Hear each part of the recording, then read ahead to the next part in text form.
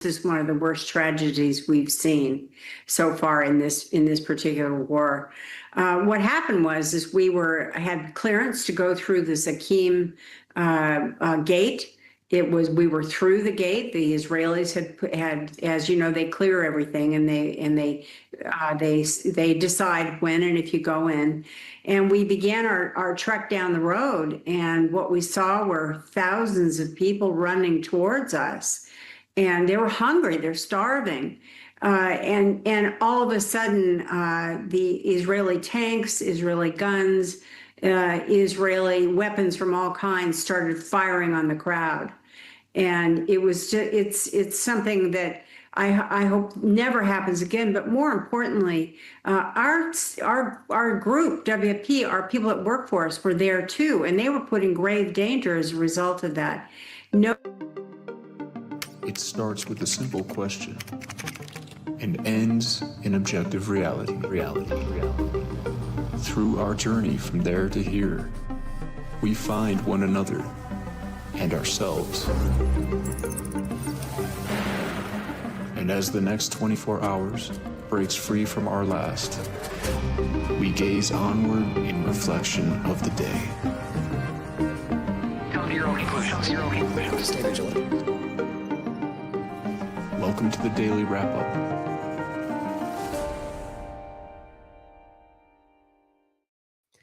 Friday, July 25th, 2025. Thank you for joining me today. Focusing primarily on Gaza and the horrifying reality of what's happening there and the developments on what's happening around the Epstein case, and interestingly, the involvement of two separate stories. Well, not separate necessarily, either of them really, but Ghislaine, Maxwell, and the Obama case around all of it. It's actually revealing a tremendous amount because of all the different kind of breakdowns of the partisan conversation, because of the amazing work of people in the past around this story. It's really interesting to see how this is all coming to pass right now. But that's primarily what we're going to focus on with a couple of different points today. As usual, some follow-up points that I want you to just not miss around mRNA directions, what's going on with the Maha movement, different points we're going to talk about. I wanted to quickly start with something today that I wanted you to see that I'm going to get into tomorrow more in depth. Just some of the different points around immigration, Abrego Garcia, and just different points I want to rattle off quickly to start today that I want you to see. The clip we started with there, we'll play later in the show. Kind of blowing, actually, I forgot. I have a point that I'm going to make about that right in the beginning. I'll get to in a second that you'll find interesting. But we'll talk about that in the context of what she's discussing later in the show around Gaza. But there's the clip, actually, I was going to go to. The clip is just, it's unreal listening to what she's breaking down and asking how we can be in a place where, as always, it's like we have to go through this every time. Every human rights group, almost every corporate media platform now acknowledging what's going on, governments turning left and right, Macron now saying he's recognizing Palestine. The point being is everyone's shifting. And the obvious nature of what's happening in Gaza is obvious. Everyone can see it. I've been saying this for quite a long time. But with what you just heard from the World Food Program, exactly whatever your governments are denying, working with, arming, continuing to support, now going after anti-Semites that are just simply going, Israel's committing genocide, calling them anti-Semites. But she's openly telling you, we watched them. They opened fire on a crowd of hungry people coming at us and put us in danger in the process. It's just shocking how clear this is today. And it's not even shocking that it's clear, really. It's shocking that it's just coming to terms with what I really always hoped wasn't truly the case, that these governments weren't as dark and as manipulated and as dishonest as we've always worried that they were. Always had the evidence to show were, in fact, largely behind the scenes. And now it just seems almost to a man, it's just clearly along with this, whether it's because they're manipulated or because they've always been aligned with it. I don't know, but it's something we can change as the species, as the humanity on this planet, or Americans within this country. We can change this. Just matters on how we go about it. And of course, the partisan field is what keeps us broken. We'll go into that a bit today. But I want to start off with something I want you to see here. And this is just briefly. We're going to go into this. All this is what you're seeing. All the tabs are for tomorrow.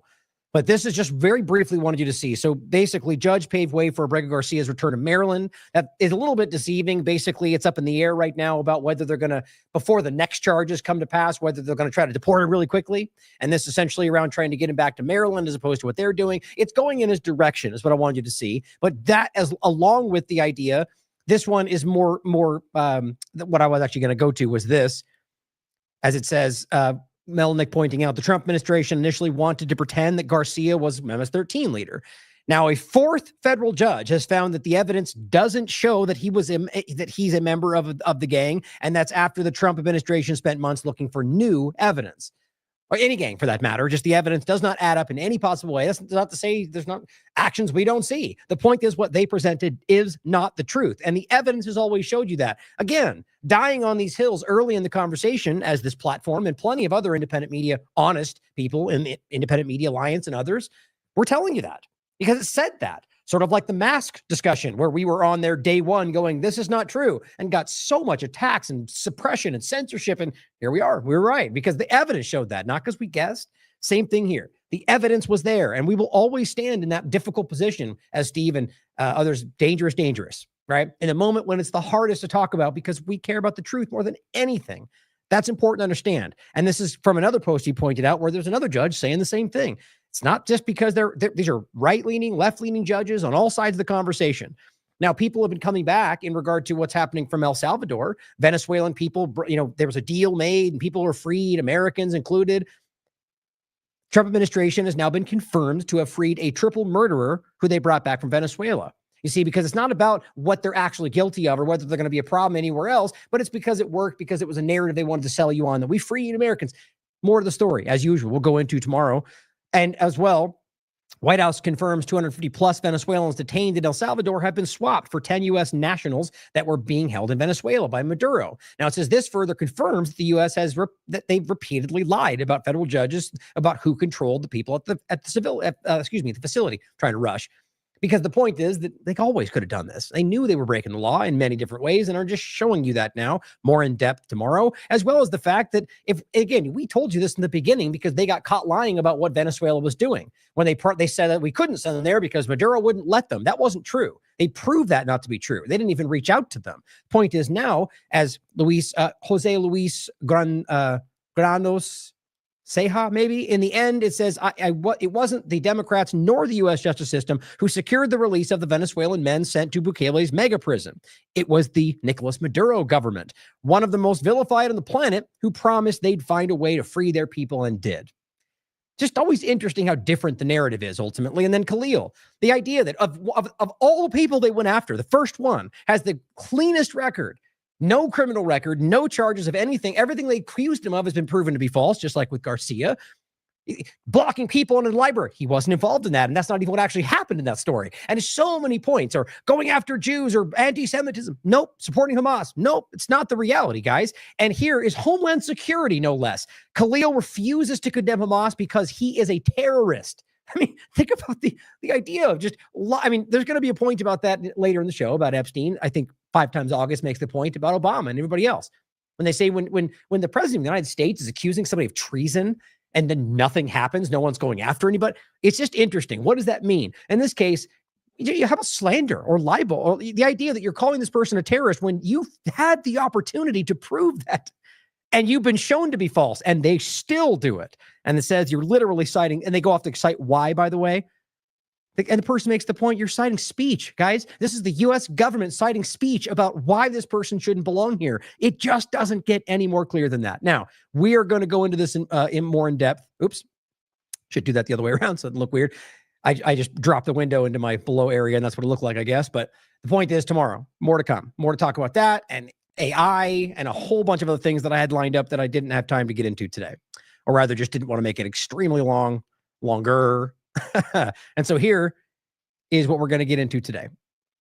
This is the screen we're going to get into here. And we're going to start with a couple of points that I just think are interesting for you to see that are about, I guess, suppression, censorship that I thought was really, let's put it this way. Most of you watching this are probably going to go, oh, that's just, what is this, Tuesday? That happens every day, right? Like, because you've seen it here and everywhere else, and because you're probably just informed. But it's those that didn't see this, and not to suggest that if you didn't, you're not informed. These are things that are just average conversation points that are out there if you're looking into whether Twitter, for example, is manipulating content. And I just think this is it's an absolute point that you can't misunderstand. So this is a post that I've been sharing a lot, right? You've seen this going around. I put this out on August 22nd, 2024. How many doctors returning from Gaza telling you that Israel's deliberately targeting children do you need to see before something shifts? And I went on to add to this over and over and over. And I haven't in a while because of just kind of, it feels, I mean, I shouldn't even say it like that. It's just frustrating how people suppress the content. I should still add to it. And I will. I'll make that a promise, actually. The point, though, is how much this got suppressed because of this video. By the way, I think that's the reason. He's a Jewish doctor, by the way. And I think that's really the impactful point that started to get a lot of reach. This thread started getting a lot of really quickly started getting reach. They put the label on it and it stopped. And they claim it's sensitive content, but it's not. It's blurred out, but that's what they're claiming. And I've seen people share the same video and it gets 10,000 shares. So it's interesting about why it's related to TLAV, if that's how it feels. But here's the point. You can see that it says, we put a label on this, right? Well, somebody else sent me this clip of when they were looking at my account. Look at what it says when somebody else is looking at it. The author labeled this post as containing sensitive content. Now, that may not feel like a big deal to some people, but you realize they're lying about me. They're lying about what they did to my content and claiming that I put a block on that. Doesn't that seem wildly dishonest? Yeah, because it is. Because they're trying to, well, whoever's involved with this, whether it's an algorithm or some team, it's important that it seems like I made that choice. Doesn't that seem shockingly dishonest?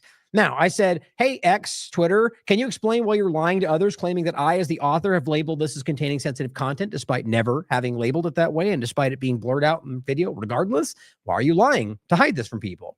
I just think that's super important. It's a very specific and small thing, but it shows you what they're willing to do as a platform. And there's more things. Actually, I forgot. I brought it right. That's what I was mentioning before. This is something that's in the same vein of conversation. Now, I was trying to share this. Let's see if it does it again. Sometimes this happens live on the show where the air all day doesn't happen while I'm live. Maybe that's just because it's actually an air. That's the first thing I'd probably consider. Not that they're timing it just right. I don't think I'm that crazy. The point, though, is certainly possible. The video that I'm posting here is the one we started with. And it's a very important video that it's a very damning video for what Israel's doing. Now, I tried to post this video, downloaded from Twitter, and it wouldn't let me, repeatedly saying error. Now, I was able to screen capture this video and upload it, and it worked just fine. That's this one here. That's the one I shared, but I had to screenshot it so the volume is a little bit lower. But let's just check and see if this works. So just you can see it says error right there. Let me add it again, and we'll see what happens.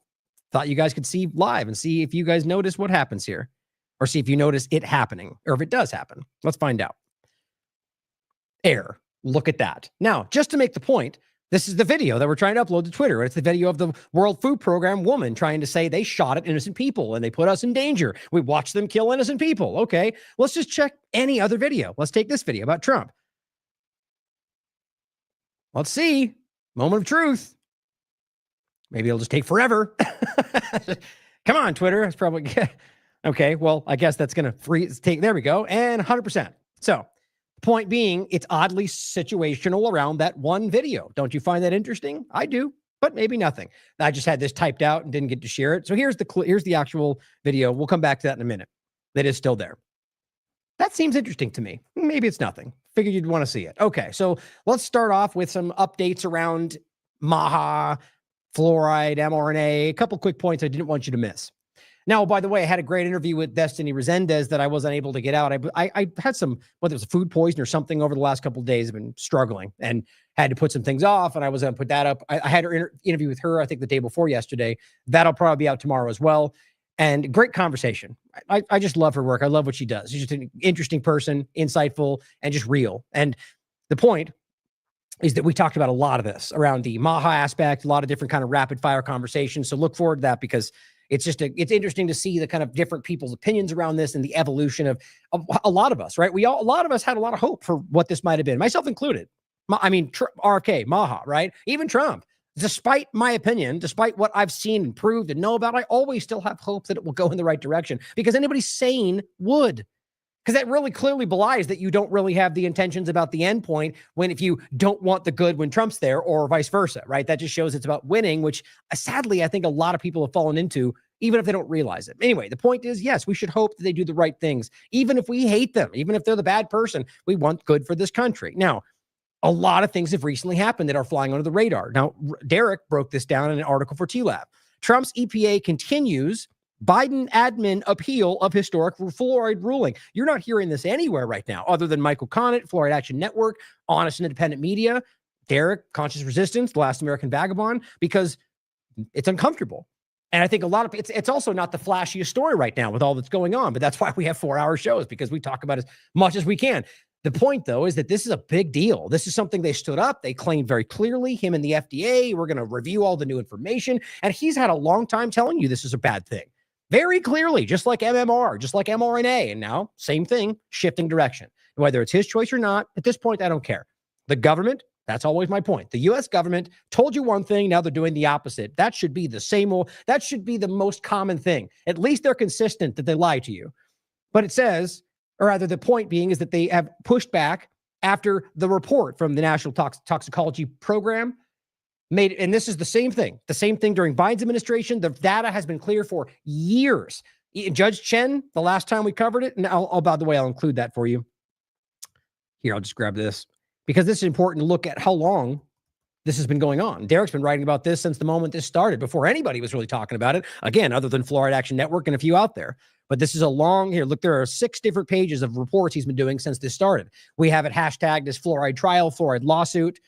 And the point is that it got to a point to where Judge Chen, one of the last examples during Biden's administration, said, look, the report's done. You guys have dragged your feet 6 different times, and it shows that there is an unreasonable risk to children and their IQ. Then this even gets into natural occurring, and that's the reality. Left it up to them to decide what to do. Now, they pushed back in the beginning, or rather delayed Trump's administration. They had that meeting or the statement they gave to people, and now it's official that they're appealing this ruling. So there's no other way to misunderstand this. There's no other way to look at this. They are appealing the ruling that was that they had to remove from their water. Just like I said about Biden, they're fighting to keep what they know and has now been proven in court to be dangerous in your water. They're keeping a substance, rather. They're fighting to keep a dangerous substance in your water that it was just proven to be dangerous. There's just no other way around this, guys. Now, there's going to be a narrative. There's going to be a reason. Like, let's just say they come out and go, well, the legal reality of the way they did it was incorrect. Okay, fine.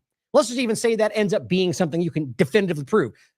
Do you think they're going to fall back and just take it out? I don't believe that. And even if it was something that gave them some kind of a, like, you could acknowledge that this went the wrong way, the way that they presented the truthful information, but then still acknowledge the information is true. And I would argue that Americans care more about the fact that their kids are suffering than maybe a procedural error that happened during, I'm not even saying that happened. I'm saying that's already something floating in the conversation. And MAGA care far more about the fluoride issue than they do about upholding a procedural issue. But mark my words. It's going to go the direction. You're going to get the same old influencers telling you the same old things that they were supposed to keep you from caring about this. But it's one of many. Here, this came out. I'll let you listen to it. This is a recent point from Trump. This is the 22nd. Guess who we just made a deal with the U.S. government? AstraZeneca. So now we've got specific background deals with Pfizer, with Moderna, with AstraZeneca, all under Trump's administration, rather continuing the same thing. Remember, Borla, great guy, he told you, as they got booed from his people. I mean, or the Stargate platform, or the fact that they're still supporting the shots and still telling you they're safe and effective. Their FDA told you the science says they're good. How many moves does it take to get people to shift out of the lie? It's a lie, guys. The whole point about, I shouldn't say it like that. The Maha movement is real with the people that believe in it. The government lied to you about what you wanted. They showed you a mirror and said, whatever that is, whatever you are showing us, that's what we're doing, then went their own direction. Like every other time, I'm sorry to say. Doesn't mean we shouldn't hope, but the government shows you that we should be very clear in expecting that they're going to let us down. That's history. A big announcement, AstraZeneca, the big drug company, is going to spend $50 billion, just announced $50 billion in the United States in order to build various places all over the country, big manufacturing plants. Oh, good. So now Musk has got his microRNA plans. You've got AstraZeneca making, I mean, this is the exact opposite direction. Now, sure, yay, money, infrastructure. Now, how often does that come back to the United States? They love to sell you on that idea. Look at the past. Like everything else, you want to talk about tariffs? Look at the precedent. They tell you this great narrative. What's happened every other time?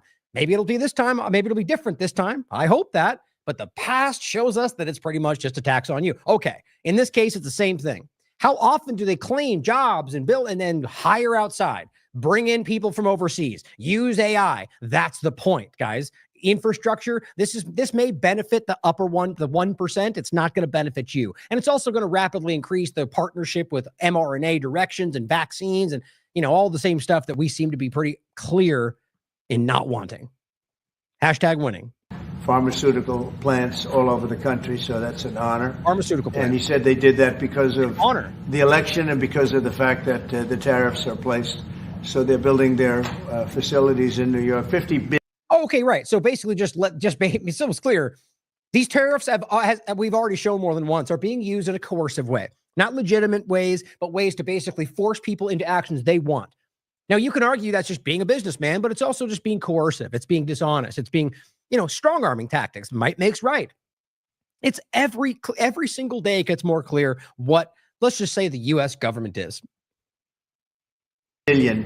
That's a big investment. And it's going to be a very good investment. I have no doubt about it. So thank you to AstraZeneca. Yeah, they killed a lot of people, but they're giving us money. So it's all good, right? Isn't that what you care about, America? Isn't that what you voted for? More money? Who cares about the children? Sure. So let's keep going on this point. There's only 3 more on this opening. Nicholas Holsucher. I wasn't familiar with his work before this, but it's a preprint, but it's pretty powerful. We'll go over it more possibly tomorrow. mRNA injections induce, which you should know by now from my work and plenty of others, severe, long-lasting genetic disruption linked to cancer and chronic disease. I'll always point to of course now Kevin shoot, is it McCary? That's crazy.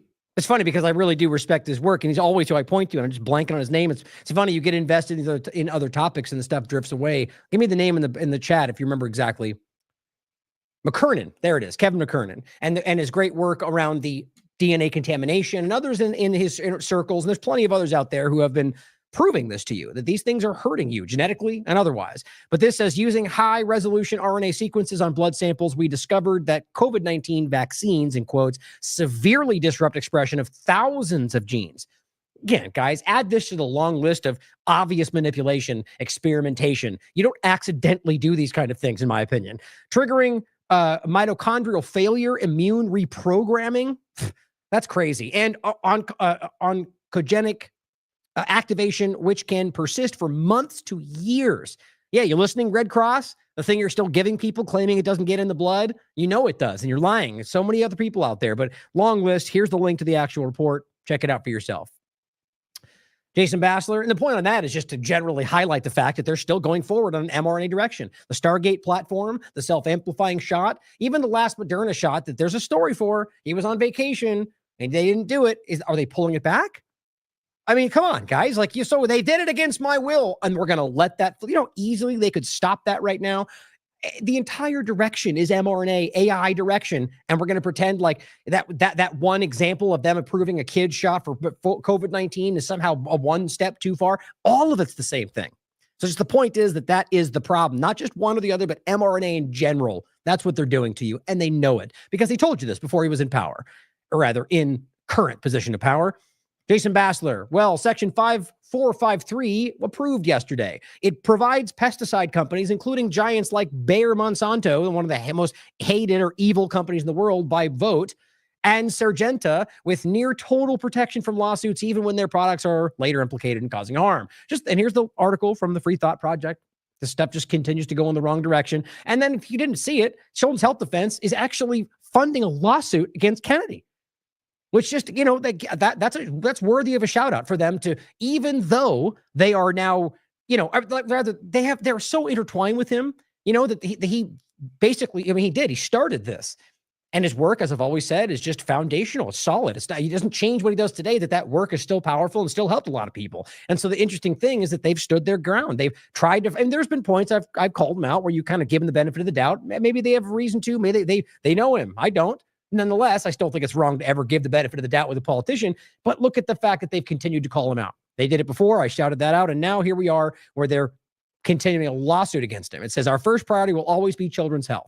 Kennedy has failed, quote, to establish a task force dedicated to making childhood vaccines safer, one of the primary driving forces of MAHA, as mandated by federal law. So we will be holding him accountable. Now, maybe turns out this is toothless, but we'll see. I think it's good that it's happening in the first place. It shows you that they're not cowed along by partisan sides, but rather by their direction. Good for them. Now, let's get into Epstein.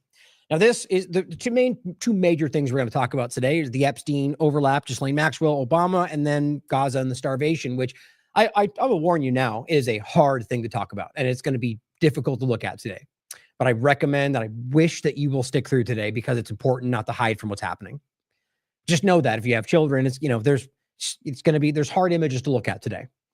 But starting with this, because, let's be real, though. This is what I'm going to start with in one part, is these are the Epstein blackmail network from the Mossad CIA connection is one and the same in the larger agenda that's happening. The way that Epstein's blackmail network, that he was just a lackey part of, is used, we're seeing the effects of today, in my opinion. We're watching governments bow to genocidal interest against your wishes, your interest. Why? Why are we watching Trump, in some people's minds, commit political suicide? When it's all he had to do was continue with what they wanted from him. Instead, he does something for a foreign country. I can't say I know for sure, but we have to start seeing and considering these very possible options, that this is exactly what this was about. And now, weirdly intersecting, it seems like it's imploding. Because now we go, well, we want to see what's on there. And Trump's, it's a hoax and somebody else. And the story's already taken 3 different arcs since the last time we talked about it. So first, I just wanted you to see an interesting little timeline here.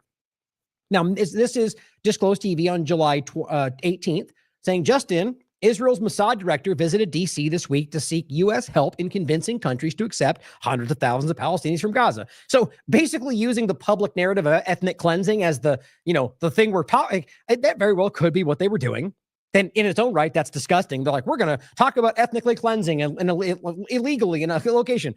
That's just what it is, guys. There's no way to point at this and not acknowledge that's a crime. It is, no matter how you spin it. But I don't think that's what it was really about. I think they're on the same page when it comes to Palestine and have been for a long time. So I said, maybe also a little about Epstein. Obviously, when this whole thing is burning down, Mossad runs over there to talk to him. I think that's interesting, but maybe not. Okay, that's the 18th. Jump forward to the 19th. J.D. Vance flew to Montana for a secret meeting with Rupert Murdoch and Fox News. Okay, so Mossad, Israel meets, give orders, take orders, I don't know, talk with D.C. The next day. J.D. Vance goes right to the news, the media. Pedro says, nothing to see here, just the vice president meeting in secret with the heads of major media networks amid one of the biggest media scandals in recent history. Definitely not the White House trying to influence the press at all in order to control what people see and hear. No, obviously you get his point. Maybe that's for you to decide. I just think the timing's interesting, right? So they meet from Israel's Mossad. Then JD reaches out to the media. Okay. 21st. Suddenly the Israeli government's offering trips to MAGA influencers, 16 social media influencers between, with hundreds of thousands to million followers, going to fly them out to Israel. Here's the Haaretz article about it on the 20th. Foreign Ministry to fund Israel tour for MAGA, America First, pro-Trump influencers. The initiative will bring 16 U.S.-based influencers under the age of 30, because that's what they're trying to get. It even says it right in the article. They've got a problem with under 30, people, influencers, whatever. I hate that word, but that's what they're calling them. And as ADL will tell you, because they don't blindly follow the Israel narrative anymore. They question the lies of the Israeli government. Can't have that, right? So let's dump money in their plates, start telling them we'll fund their entire project. Let's fly them all out and show them all the propaganda videos. Most of them already support them, guys. I think this is really interesting. Now, down here it says, the initiative will bring 16 U.S.-based influencers under 30, each with hundreds of thousands to millions of followers, to counter what the ministry sees as a decline in pro-Israel sentiment among young Americans. Because you can't have that, right? You can't allow them to think what they want. So interesting timing, wouldn't you say?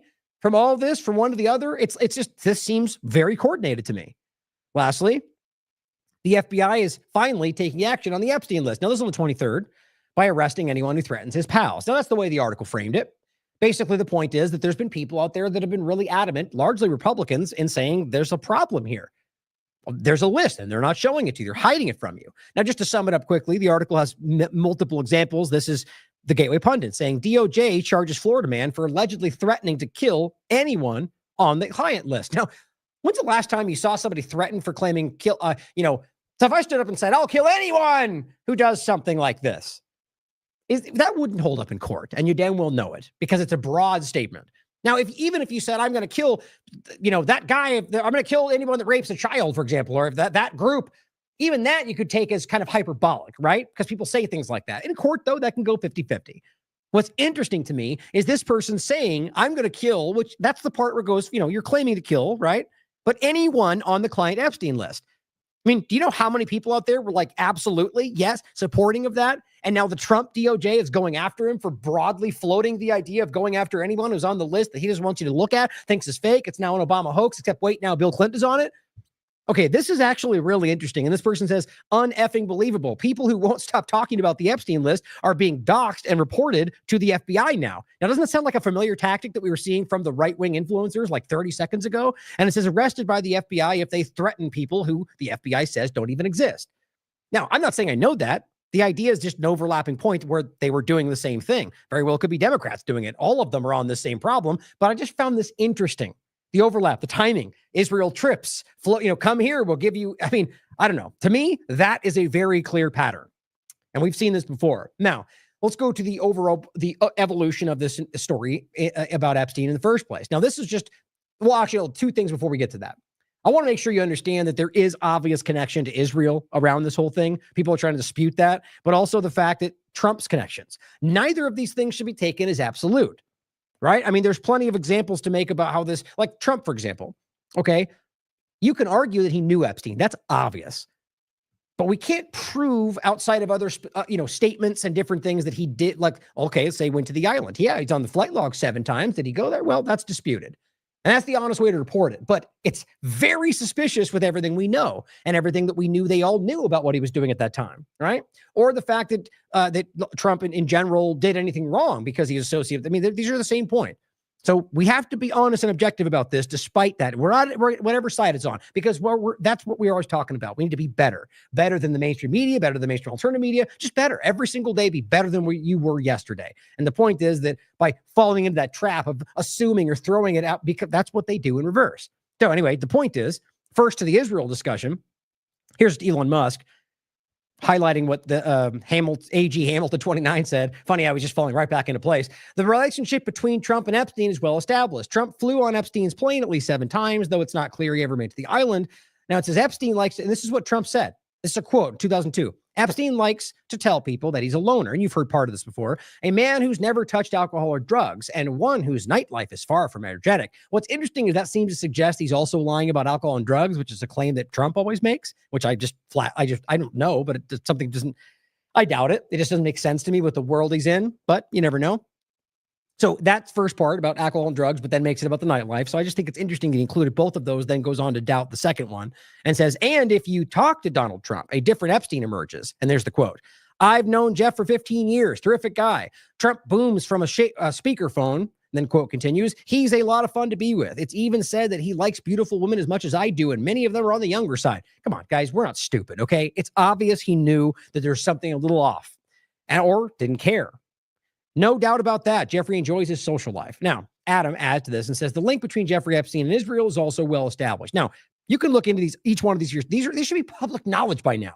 Read Whitney's books. Look at the background research from plenty of people. This is something you should know. But just to get it, and I'll include an article, by the way, here from Times of Israel.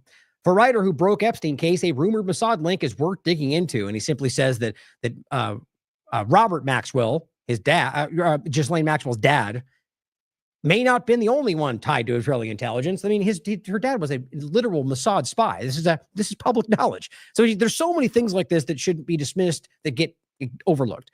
But he simply says, former Israeli intelligence officer Ari Ben Menashe said Epstein ran a Mossad honeypot. We've talked about that in the past, after being recruited by Ghislaine Maxwell. Ghislaine Maxwell's father, Robert Maxwell, was a spy, as we just said. Maxwell's business partner was Charles Bronfman. You know of that, the co-founder of the Mega Group. And then the Bronfmans overlap with the whole Nexium scandal. We've talked about all this many times. The Mega Group is an exclusive club of Jewish billionaires funding pro-Israel causes. Maria Farmer, who Whitney had a 2-part interview with on The Last American Vagabond, we've shared before. I'm able to bring that up, actually. There you go. I think this is just let's see which part it is. Oh, it's part 2. There you go. Here's part 1, part 2. So if you want to check these out, you can. They were put out a long time ago. Whitney interviewed her on the phone. It was exclusive for TLAV. There you go. Part 1 and part 2. And it's just an audio. It's an audio discussion with her. And so the point is, Maria Farmer, the first victim to report Epstein, who, by the way, also very much called out Trump, like explicitly, said his entire network was run by Jewish supremacists who racially abused her, and that the operation was led by the mega group. One of its co-founders, Victoria's Secret owner Les Wexner, gave Epstein his $77 million townhouse used as a hub of his blackmail ring. If I remember correctly, it was something that was done for like a ridiculous deal for a small amount of money. Wexner was Epstein's only known client and the apparent source of his wealth. Epstein got his job at Bear Stearns in 1970 through Alan Greenberg, a mega group member, despite having no background beyond teaching. Mega group member Ronald Lauder is president of the World Jewish Congress and a major donor to Netanyahu's Likud party. Epstein's lawyer, the World Jewish Congress head at one point was the guy that was tied back to the Azov movement. You remember that? We've talked about that guy. That was the kind of backer. You know, it's all these different interconnected points to all of this stuff. Don't forget that they're also funding that in regard to a larger agenda, in regard to Azov movement, rather. But going back to this, Epstein's lawyer and longtime friend, Alan Dershowitz, is a staunch Zionist, author of The Case for Israel, and was even considered to represent Israel at the ICJ. Epstein had multiple meetings with former Israeli Prime Minister Ehud Barak in his New York apartment. He even snuck secretly many times. That famous picture you can see. Epstein and Barak were business partners in a tech company staffed entirely by ex-Israeli intelligence operatives. Whitney's covered that. We've talked about it before. Barak says he was first introduced to Epstein by ex-Israeli Prime Minister Shimon Peres, who also gave the eulogy at Robert Maxwell's funeral. Wexner's foundation paid Barak $2 million in 2004 for undisclosed, quote, research. That's a whole, we've gotten to this before, and it deserves, we really should just do an entire focus on the other than sexual, even other than sexual and arms running discussion, like the real weird technocratic transhumanist eugenics directions for Harvard. There's a lot. The pattern is undeniable. Epstein's blackmail operation was an Israeli intelligence asset backed by powerful Zionist figures with deep ties to Israeli government. Worth considering. Now, I'll include these two. Here's just some of the different things you've already seen, like just popping up around Trump in since this has been a focal point. Newly uncovered photos show Jeffrey Epstein attended Trump's wedding in 1993, which this doesn't have to prove anything other than they're connected, but it starts to show the pattern of not just, the guy, but something deeper. This is the weird one I reported on that I found strange. Trump's calendar girl party had only one other guest, Jeffrey Epstein. And this is the point that stood out to me when I was reading this. He said this was the guy who kind of told the story. Is somebody who worked on Trump's administration before. Was it George Horney? Yeah. I said, Donald, this is supposed to be a party with VIPs. He goes, you're telling me it's just you and Epstein? Now, Jill Harth, Horney's then girlfriend, later accused Trump of forcibly kissing her and fondling her and keeping her from leaving the same night of the party. There's even on the other report, they said that one of these people, they woke up to Trump sneaking into their bed at night without their permission. Like, a lot of these different things. Of course, they could be lying. You have to consider that. Now it says, quote, I've known Jeff for 15 years. Terrific guy, Trump said. He's a lot of fun to be with. It's even said he likes beautiful women as much as I do and maybe the younger side. No doubt about it. Jeffrey enjoys his social life. A lot of this stuff just stands out as the weirdness of it all. So you're going to have a party with young pageant girls and you only invite Epstein. And then people there accuse you of sexual abuse. I mean, kind of hard to see that there's something else going on. Like logically, not that we can prove, but the suggestion of everything else we're talking about, and especially Trump and his entire support base, with even a half of these insinuations would be more than enough to criminalize somebody in the public opinion. You know that. This is the one that's been disputed by Trump about the letter he sent to Jeffrey Epstein. But I mean, look at everything going on. It seems to line up. But he has disputed it. Now, this is one I thought was really interesting. This was going around. I think I first saw it from the Squirrel. It says, now this was, actually it was Midas Touch that the Squirrel was sharing. Midas Touch is the one that shared it first. There's the name on the actual video. As always, guys, it just grosses me out how many people in this field just never, like almost deliberately don't give credit to people because they just want to take all of it for themselves. That's the problem with the mainstream alternative media more than anything, or one of them. And the idea that they do it from smaller channels because they know they can't do anything about it. The point, though, is Jeffrey Epstein taking the fifth when asked directly about Donald Trump and young girls in 2010. taking the fifth. Now, I also juxtaposed it with a video that was going around of Donald Trump telling you what he thinks of what it means when somebody takes the fifth. Here's the video.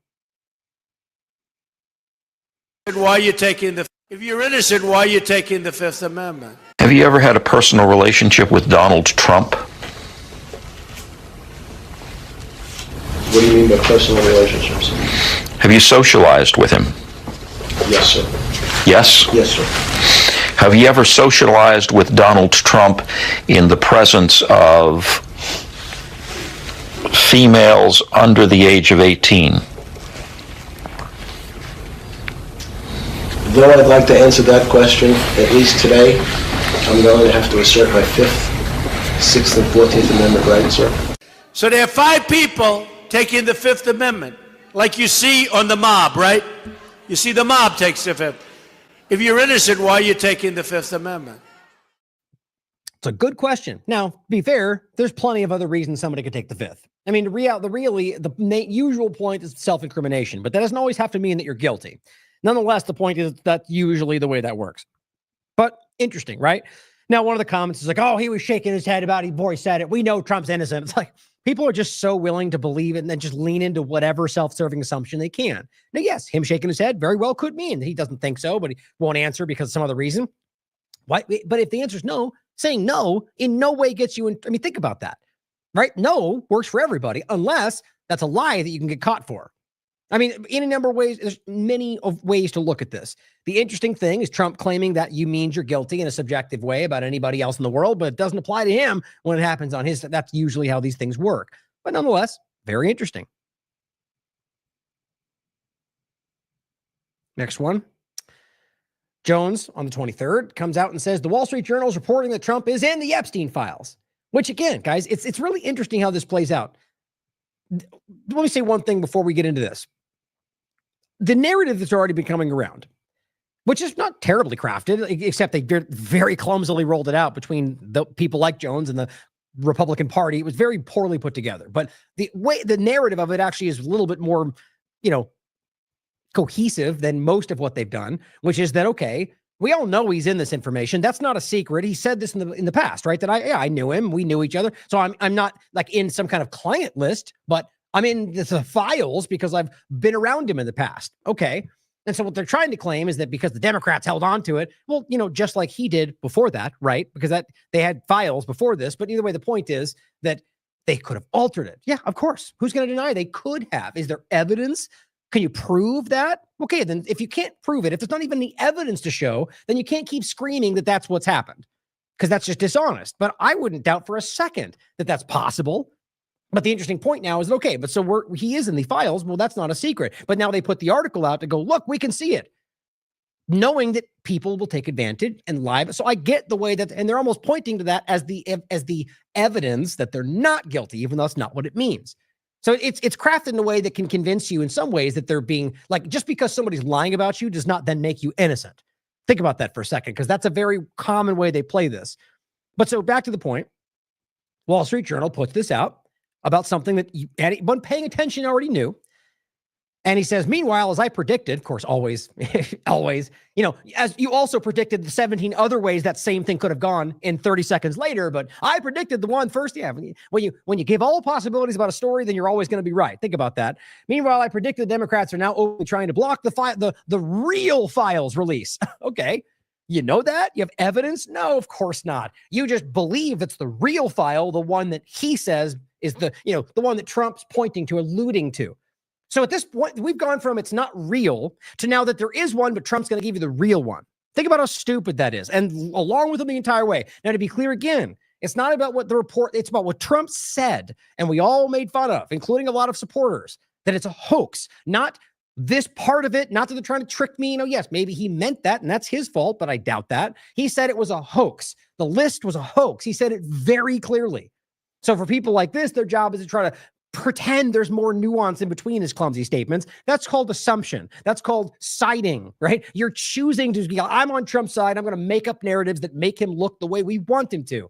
You realize there's nothing behind what they're trying to say in this. So the idea is now that they're putting out fake information, or they will, because it hasn't happened yet, that they doctored, that no one could prove, certainly possible. But now Trump's going to come out with the list that's the real one. Now we're going to get to where Maxwell plays into this. Now, the way this went down, clearly, if you're being objective, highly suggest, or rather more likely, if you had to pick one of the options, that they made a deal to hide something. Otherwise, it could have been something that's public. Now, that's opinion. But what's interesting is, why wouldn't you have allowed her to speak in public about what she says she knows? And why was what she says she knows now different than what's been fleshed out? Hasn't she been interviewed and discussed? Why is it new now? All these are adding a little bit of uncomfortableness to the narrative from one side of this. But he says, breaking, U.S. District Judge Robin Rosenberg, appointed by Obama, has blocked the Epstein grand jury. Yeah, we'll get to that. She's connected to the Epstein files.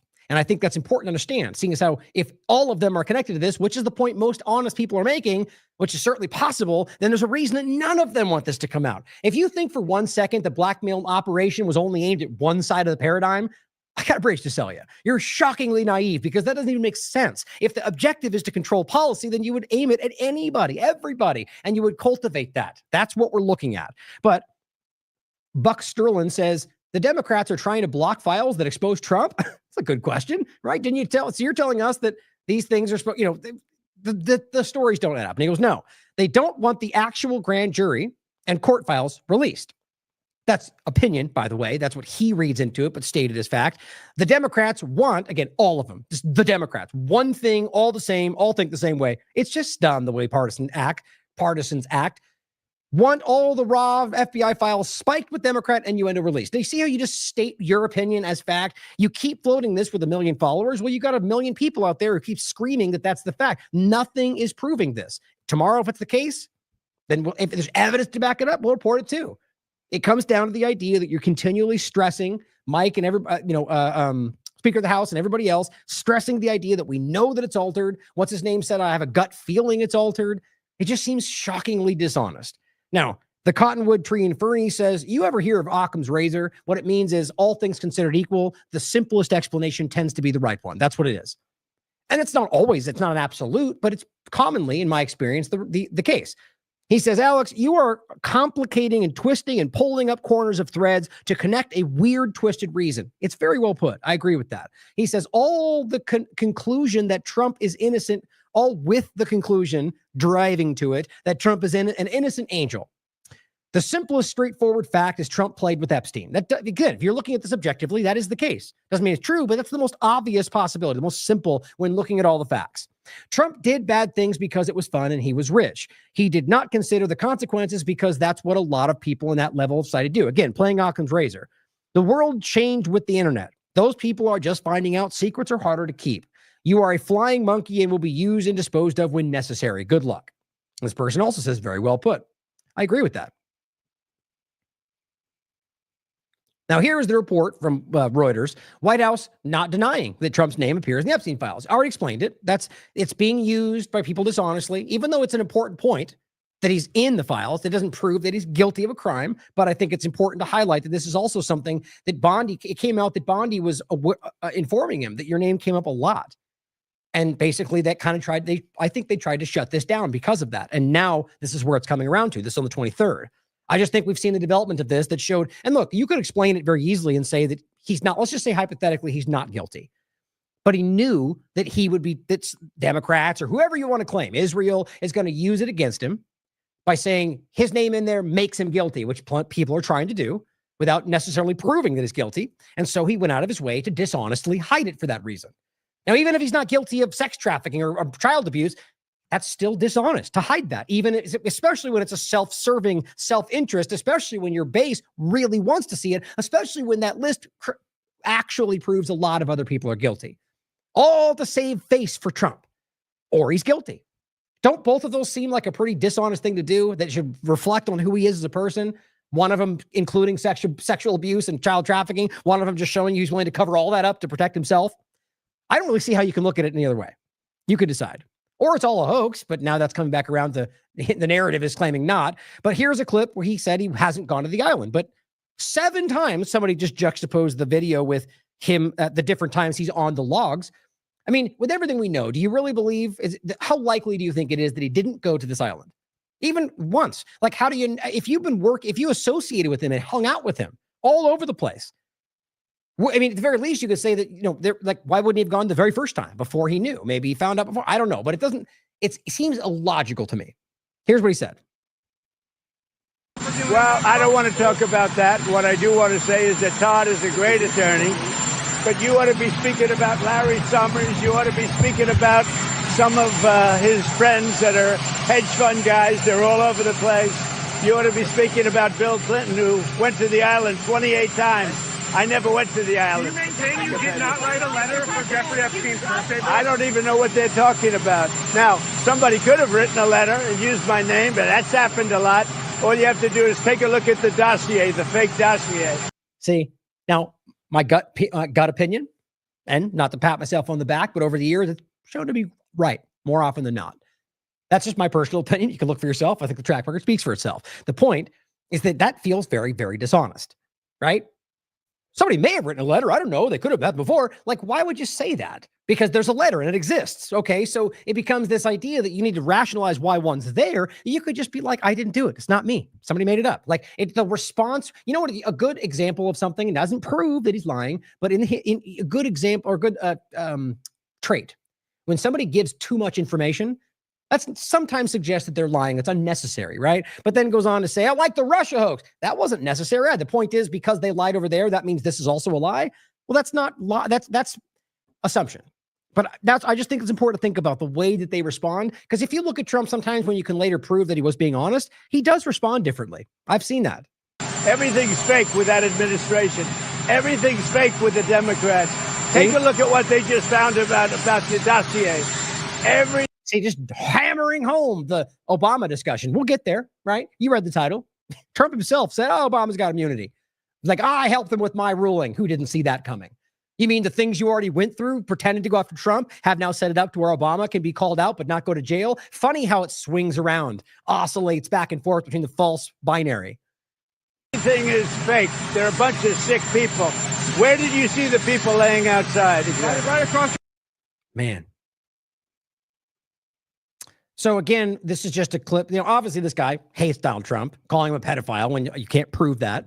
But the point is just you can find these all over. Now, I've seen some that are AI. People have been putting it because that's what we are today. The point is, guys, it shouldn't be hard to find out. There's a lot of images of connections to Donald Trump, to Epstein. These are many of the pictures, not all of them, by the way, of Trump with Epstein at many different parties. There was overlap for sure, where maybe not every time he was like going to see him or went to hang out with him, but there is enough to where it should be suspicious, especially with one of these pictures is enough for them to demonize anybody they don't like. That's just could be just dishonest, hypocrisy, but it also could be more. Now, this is the judge. Catherine Austin Fitch shared this. Judge who denied President Trump's bid to unseal Florida federal grand jury Epstein transcripts also happens to be married to the then successor of state attorney who helped broker Epstein's sweetheart deal with Acosta. I just find that to be almost absurd, especially on top of the fact that at the same time, the lawyer who secured that sweetheart deal has now died. A lot of weird things happening in a small period of time.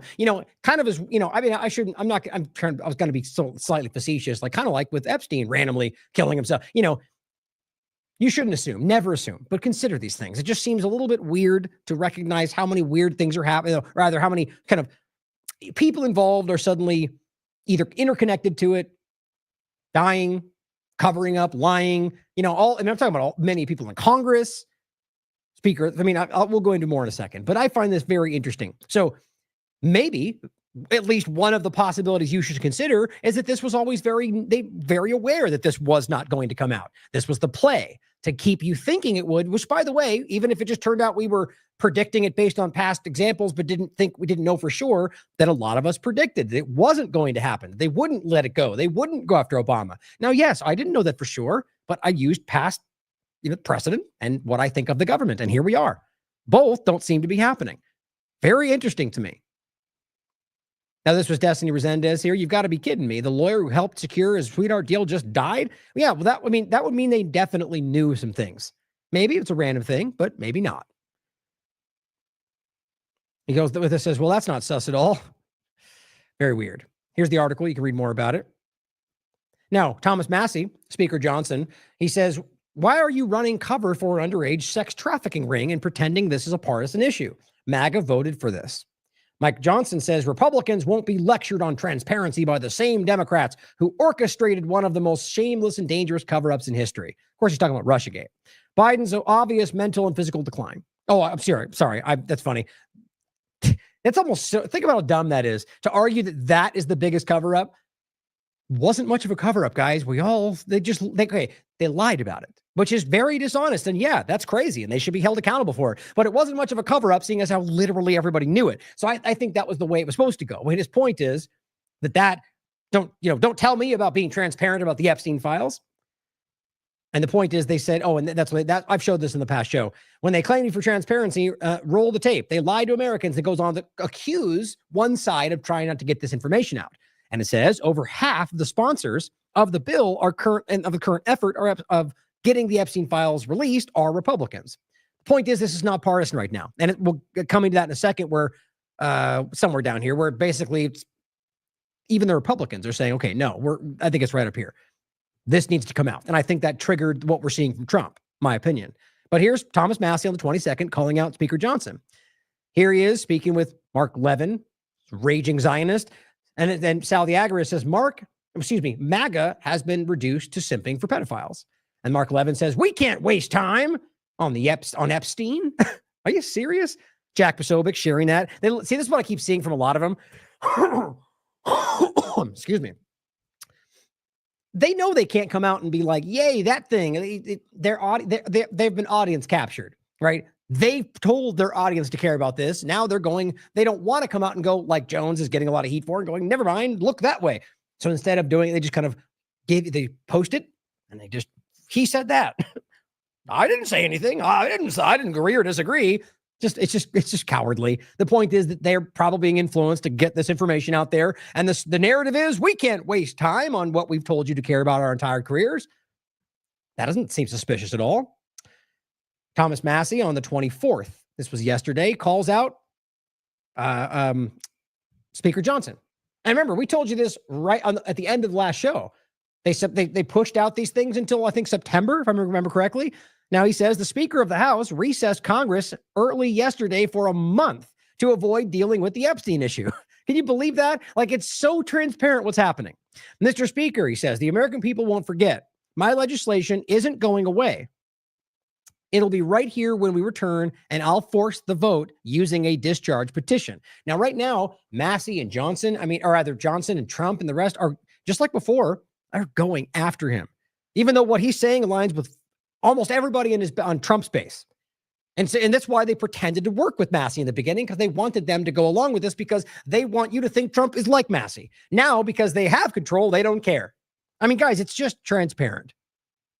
Here, Thomas Massie, I'll play this video for you. And he says, are there people who are so powerful and politically connected that they can operate outside the law? Make America Great Again requires transparency and justice. Congress recessed to avoid the Epstein issue, but when we return, he says, I'll be forcing a vote. Here's what he said. Over the August recess. Well, I don't think this issue is going to go away. I think it's going to fester over the August recess.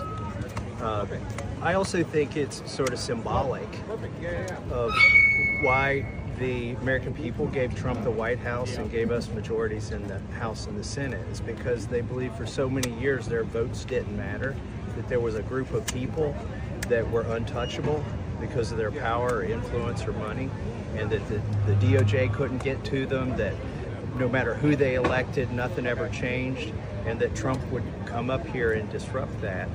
So the Epstein thing is symbolic, and it encapsulates why people were so excited to vote for Trump.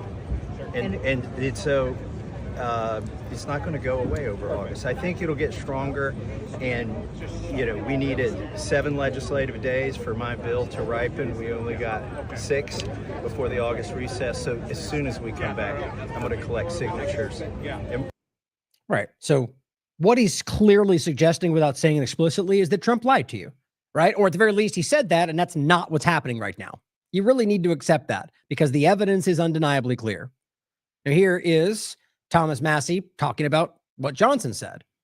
Now, let's watch the video first. Here's what Johnson, this was posted on the 25th. Let me look, make sure this was So this is what he said back on the 22nd. It was related to what we just reported on. Massey posted this on the 25th. Let's watch the video first.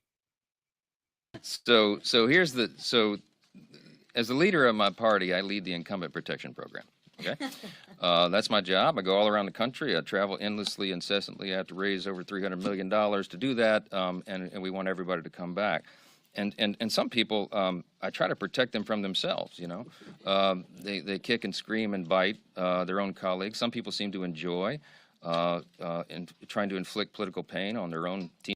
Yeah, how dare they have their own opinions? How dare they not fall right into line with the political party direction? Like, you not realize how crazy it is for them to frame it like, or Trump saying a guaranteed no for Massey, like he's supposed to just vote yes on whatever you want. I mean, they can't even hide, because I don't even think they recognize how clear they make that their own obvious opinions. They want blind partisan following. They want team sport politics, guys. I don't even think they recognize that that's not what it's supposed to be at this point. That's what he's calling out right here, that Massey just not following along, like calling out his colleagues, even if they're on his side. Yes. Now, again, I will doubt every single politician in this, especially today, until I see a long track record of consistent follow through. Massey's doing a good job so far. Right now, the point is that that's what he's showing you, his consistent principles.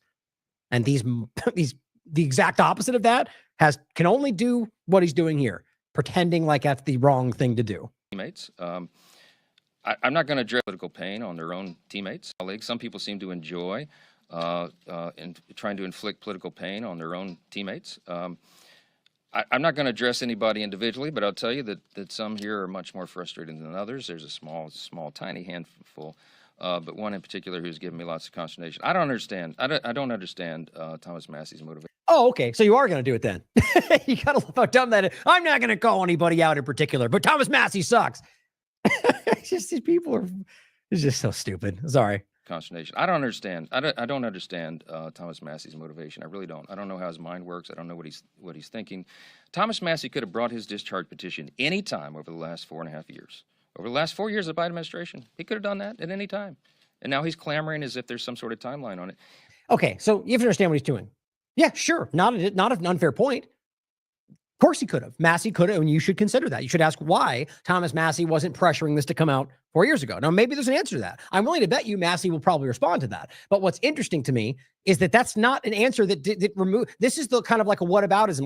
Look over there. Why did he do it then? He didn't care back then. Okay, that's a separate point. That has nothing to do with why you are not are ignoring that now, while you're recessing at the last moment to make sure that you don't have to talk about this, or why you're all dragging your feet, or why you're claiming otherwise in many different reports, by the way, or different interviews, that it's been doctored without any evidence.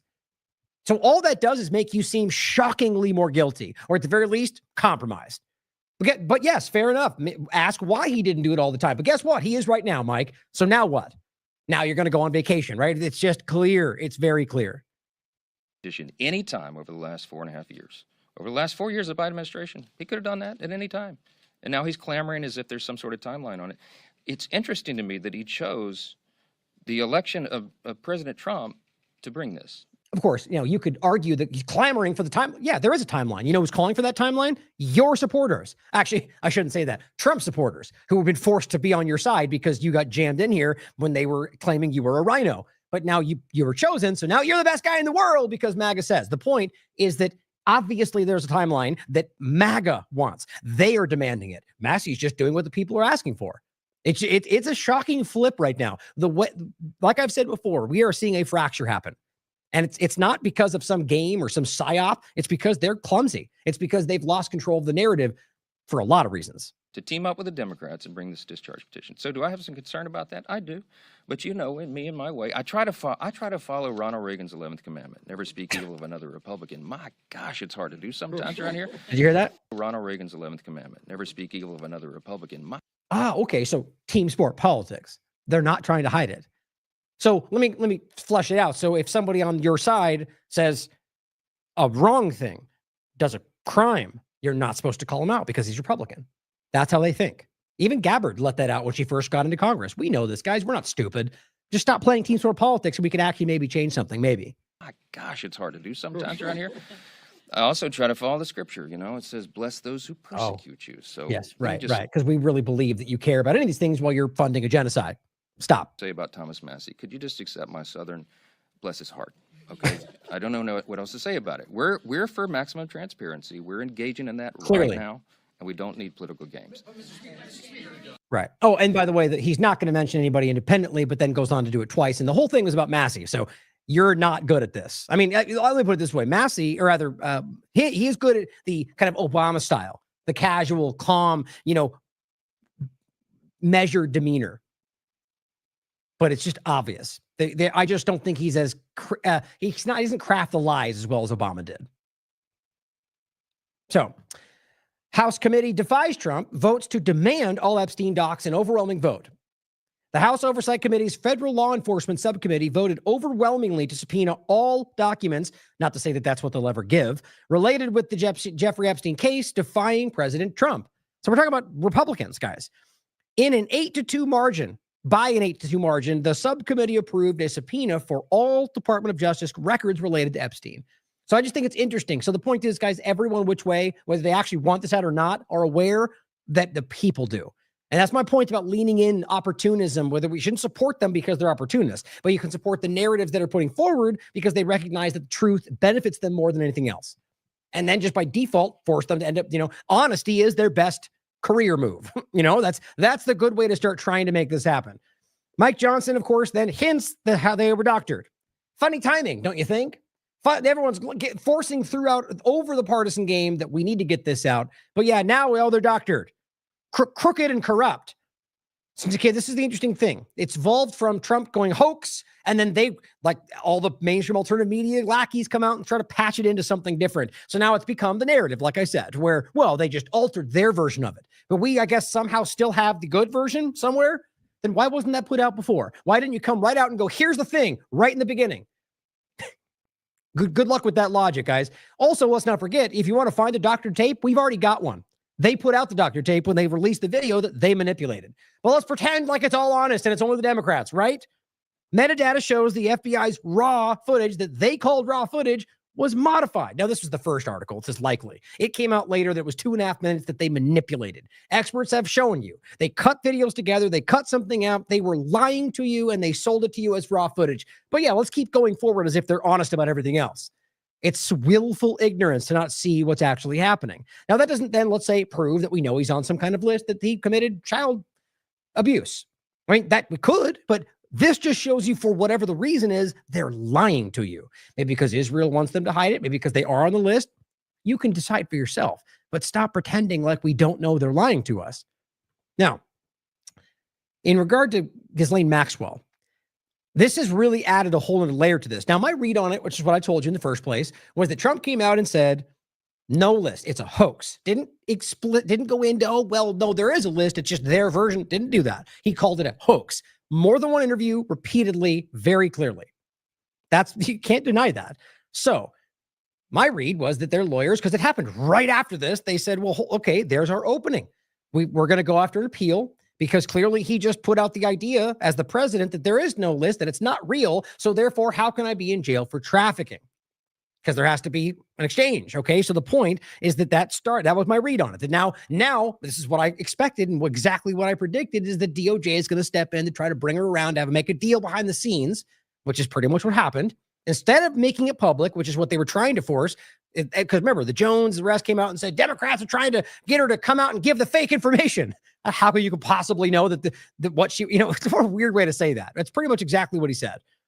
So let me ask you one or two things. If you had to choose between two things, you have Trump's administration, who a lot of people think is at least implicated, guilty, compromised, to take her behind the scenes and make some secret deal and then release something, or to have her come out and whether at the behest of Democrats or not, speak in front of Congress for everybody to see.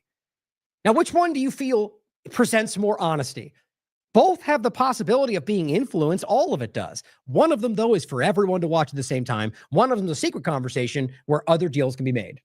So this was on the 24th. Ex-Pam Bondi staffer says Trump cutting, quote, hidden pardon deal with Maxwell. Now, this is interesting because this came out before today. This was yesterday, before the conversation of what you're going to see, which is Maxwell asking for a pardon. So it's certainly possible you could look at this two ways. Either this was something that they plan to do in order to get her to change testimony or hide something, or, or just to get something, right? Or this could all be contrived.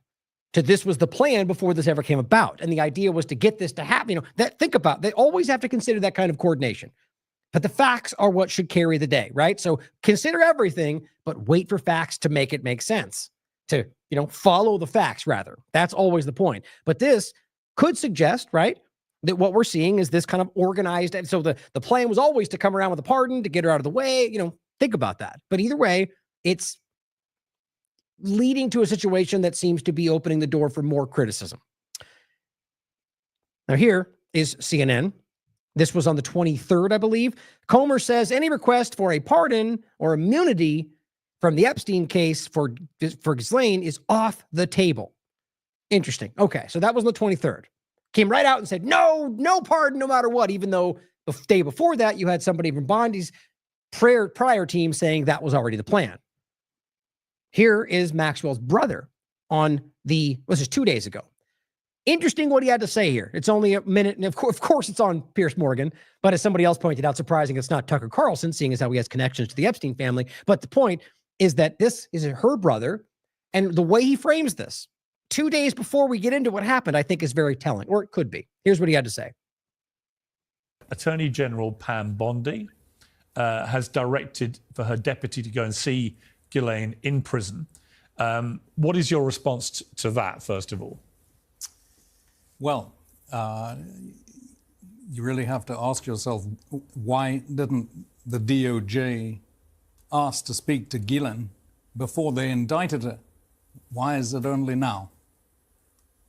And the reason I say that is because in 2019, after Epstein died and up until Ghislaine's own arrest in 2020, she was, to the best of her knowledge and her lawyer's knowledge, not a target. Right. So why now? Right. He was very clearly opening the door to some kind of an issue. And he's saying, why now? Why wouldn't they have done this before? That's a good question, whether Trump or Biden. She remained in the United States. They made her, Ghislaine, available for questions and kept on being said, she's not a target, she's not a target. So, and by the way, as Orwell's pointing out in the chat, she's very knowledgeable about this case, and I was reading this earlier as well, that her sentence was already reduced by the government. Well, this was what year? Remember me in the chat. Was it 2022? I forget the year exactly. Suddenly, bang, 60 officers come down on a house in New Hampshire where she was. Huge show, this part of arrest and so forth. And then there is a disgraceful press conference organized by the DOJ's attorney in New York. And she is pointed. And this is at the time, I believe, of Trump's administration? That, with a picture of Epstein, the subtext being, this woman is guilty. So we considered that all of that entire process was prosecutorial misconduct. Interesting. So opening the door to not about a deal, but just that there was an issue, right? You did what you did was wrong in a procedural sense. We were just talking about this. And so that then opens the door to letting it all go. Now, the fluoride case, fluoride trial, which is where we made that last point, seems like something similar logically is happening, where it's being presented that the way they put it together is wrong, and that's why we have to dismiss it or appeal it, even though the facts are right. All right, so this is being set up, at least why he's framing it, as there's a procedural issue that's going to lead to them getting this dropped. And that's what he's putting forward a couple days before this happens. And finally, they decided that they want to talk to her. So you think this should have been done years ago? Of course. Well, yes. I mean, obviously, right? If you're going to speak to the person, I mean, it just shows you that there's something else going on. It doesn't, when you take something like the Butler shooting, for example, when you have 17 different examples of procedural, like the Secret Service not doing what we all know they're trained to do, or, the firing first, or the different locations, or the way, any different example, you start to recognize something was off.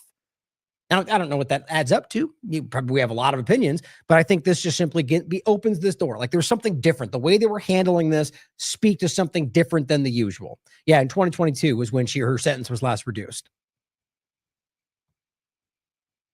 Here, Todd Blanche put this out on the 24th, yesterday. He's heading up the conversations, the potential pardon ordeal with just like Ghislaine Maxwell. He says, today I met with Ghislaine Maxwell and I will continue my interview of her tomorrow. Now, apparently it was a long interview. The Department of Justice will share additional information about what we learned at this appropriate time. Now, ask yourself, what could they possibly, like logically speaking, obviously she could have hid something. She could have seen things she never admitted to, right? But logically speaking, they went through all of this before. They interviewed her in depth. She went to jail because she was guilty, or the arguments anyway, which I agree with. I think she is a monster. My point, though, is that why would there be something new now? What do they expect to get out of these long form investigation interviews with everything was already established, discussed, and outlined? It just seems odd, right? I mean, this could just think about that in the sense that it could just be about making you feel like there's some exchange going on. But either way, yeah, I see. Look, it's 5 times August says live stream it. Nobody believes this right now, guys. And he was a strong supporter of the Trump administration. He's been one of the strong people calling it out lately. I just think it's really important to see this. Now, this is an interesting report from yesterday. CNN reporting about something that was given to her that she took back in as she, I'll let him explain it, a box that she was given after the conversation she had with the U.S. government. And what could that possibly be?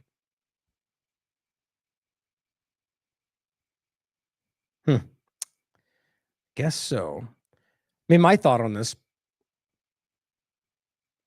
that there's some kind of a so you're having a conversation about new information, right? Like that you want something, like, of course, the argument is that the reason they're talking to her, right, is because there's supposed to be something they can gain from it. So the only way you're going to get something is, you're going to give something. So this means a potential deal. That's what we're looking at, right? So the question is, what would they have given her? What would possibly be given to her through the U.S. government in any context? I find that to be very strange. This is video of Maxwell returning to prison just moments after meeting with Trump's deputy attorney general. And yeah, so I mean, so why would you have to leave the prison either? Right? Why couldn't you easily put this together in a room that's inside there? You can see her there. Actually, if you look closely, she's carrying a box of material. Now, Maxwell's attorney says she was forthcoming with every question that Trump's team threw at her today. Look at that gigantic box. That's not a small thing, guys. She's got a huge box. I don't know why that makes sense. What is she gaining? What is she getting? Doesn't all the information in her mind? Like, okay, my thought is what seems to make sense.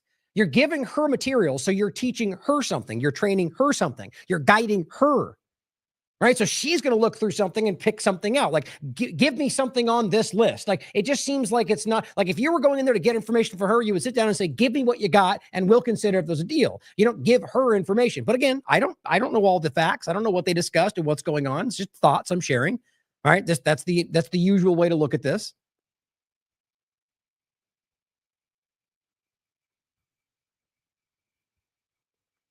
So here is Trump.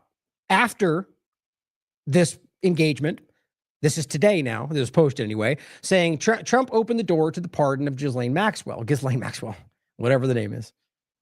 Would you consider a pardon or a commutation for Ghislaine Maxwell if It's something I haven't thought about. It's really something. It's something I'm allowed to do it, but it's something I have not thought about. But you wouldn't rule it out, sir? He's such a child, I swear. It's just so funny. I'm allowed to, obviously. That's why they asked you, man, because we all know you're allowed to pardon people. It's just funny. And all that means, so to me, that says something, right? Like, this is his way, and it's getting more clumsy. It's getting stale, right? Of course, I could if I wanted to, but I haven't even thought about it. Who bought that? Obviously, you're thinking about it. Clearly, something's going on. You're over, like it's the whole she doth protest too much kind of a point, that he does that far too often, in my opinion. So, pardoning her is now in the conversation. So guess what? Jump forward to a couple hours later. Nick Sorter, Mr. Cheerleader himself, comes out and goes, yay, whatever Trump just said, woohoo, and says, Deputy Attorney General Todd Blanche's second day of meetings with Epstein associate Ghislaine Maxwell just wrapped up. Maxwell's apparently requesting a pardon from Trump, Fox says. Yeah, that's my point. Same with Jack Posobiec. They know this is not what anybody wants to hear, but they're supposed, you almost can, it's just funny to me. Where's your commentary? Where's the, yay, Trump's the best and he's doing it right by us? I think that the absence is very telling. I simply said, what did I tell you? And what do you think would be the Trump admin's ask for such a thing? Right? She's asking for a pardon. Okay, give us something. Here's a box full of materials. Make that what we want it to be. That's, I don't know. I mean, let's be clear. Biden or anybody else, it's exactly the same thing I would say. It's the government. The government will lie and cheat and steal in any case as a matter of policy if they get what they want. You don't believe that, guys? History's showing you that. It's proof that governments are like that. But it says, I went on to say, we should have heard what she had to say in front of Congress first. Now we'll never know for sure. And that's the reality. Despite the self-serving claims right here of those who already backed Trump through each clumsy step so far. So Nick Sorter then follows up the next hour and says, Ghislaine Maxwell gave details. Again, I'm sure he knows this is fact, right? Hardly. Somebody told him this and it's reported as fact because that's how the mainstream alternative media works. Twitter files for you. Maxwell gave detail on 100 different people. I'm not saying it's wrong, by the way. It's probably correct. I'm just saying you don't know that. 100 different people linked to Jeffrey Epstein during her interview with Deputy AG Todd Blanche per her attorney. Now, again, the only reason I'm including this, since we can't prove this, and it's just Nick Sorter screaming what somebody told him, my point is somebody's feeding him this information because I think they want us to see this. The only reason I'm including it is because of the point we just made.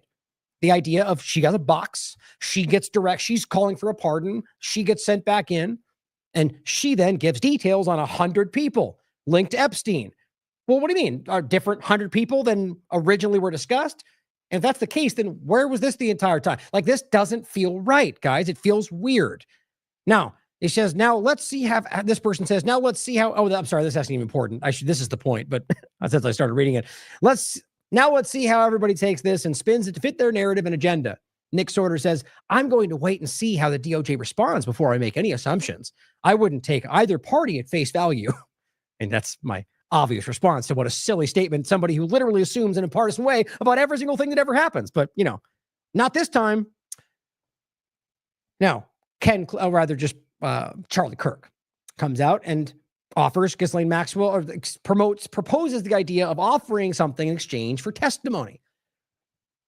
I just don't get why we think is there something new in this conversation or not? Are we giving something new? This feels wrong in every possible way. It feels like we're being set up to take whatever they present to you as fact because Trump says.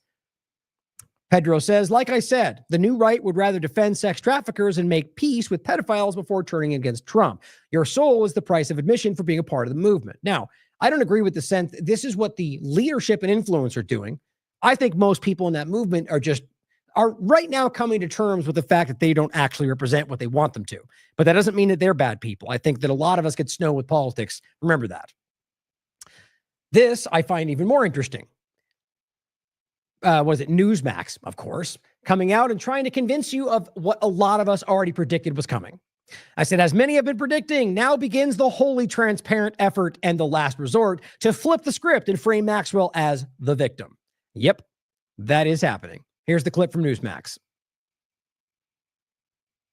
The Deputy Attorney General, the number 2 ranking official in the Justice Department, and he's about to meet with Jeffrey Epstein's ex-girlfriend in prison, Ghislaine Maxwell, to find out what she knows.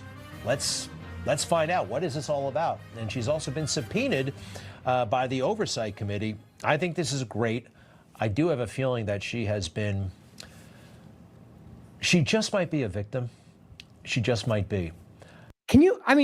Is there literally anything that suggests that? Anything. There's a mountain of evidence that clearly shows you her involvement. Now, you could argue she was coerced or, threatened. Okay, sure, it's possible. Is there evidence to back any of that up? Can you even believe taking this stance on, Newsmax is not a small platform, and arguing that you just think she's an innocent person that's being victimized based on your gut feeling? And you're talking about a human trafficker, right? A pedophile, manipulator, That's quite a brave stance there, buddy. I think that's going to backfire a bit. There was a rush to judgment. There was a lot of chaos there for a while. All right. Granted, she hung out with Jeffrey Epstein, and I know that's apparently not good. Apparently. Man, underselling that to hell. So also look at the Trump pictures again and notice how half of them are with him and Maxwell. But she's in jail for how long now? 20 years. A 20-year sentence. Well, Alan Dershowitz is one of the... But that's not even accurate, by the way, since Oral already pointed out, and is the truth. In 2022, they already reduced that sentence. But let's trust the mainstream alternative media to inform you correctly. That's your fault. The greatest attorneys who ever lived. And he has this to say about the Ghislaine Maxwell situation, speaking with Newsmax veteran Eric Bolling. Right, Dershowitz. I kept my underwear on Dershowitz. That's the guy. Right, the guy who shamelessly defended every genocide Israel's ever done. You know, this is the same guy that worked for Epstein, that told you he knows the list. I know all the information. And then Trump said it was a hoax. And now we're back to it being a partial hoax and whatever. Should Ghislaine Maxwell be behind bars? She shouldn't be, but she is. She is really serving Jeffrey Epstein's sentence after he committed suicide. There was no one else to because we're still selling that lie too. Prosecute, because there was no real information against anybody else. And so they went after her and they sentenced. That's just a lie, guys. There's so many overlapping examples and people's testimony about how she was involved. That matters. Her to a sentence that would have been appropriate for Epstein, but not at all appropriate for her. And so she's appealing now, and I hope the appeal will be granted. She deserves to be out. She deserves to be out. And maybe she never deserved to be in there in the first place. Now, how could you say such a thing? I mean, these are perverts. These are child molesters. We've heard that from whom? From the media? From prosecutors? You know, from the victims that you guys keep telling us you want to protect because we can't release it because it'll hurt them. But now that's not the case as they name her. Wow. Like, I hope this hangs well for you, buddy. I hope this sticks with you for a long time because that's insane. Prosecutors prosecuted President Trump over nothing.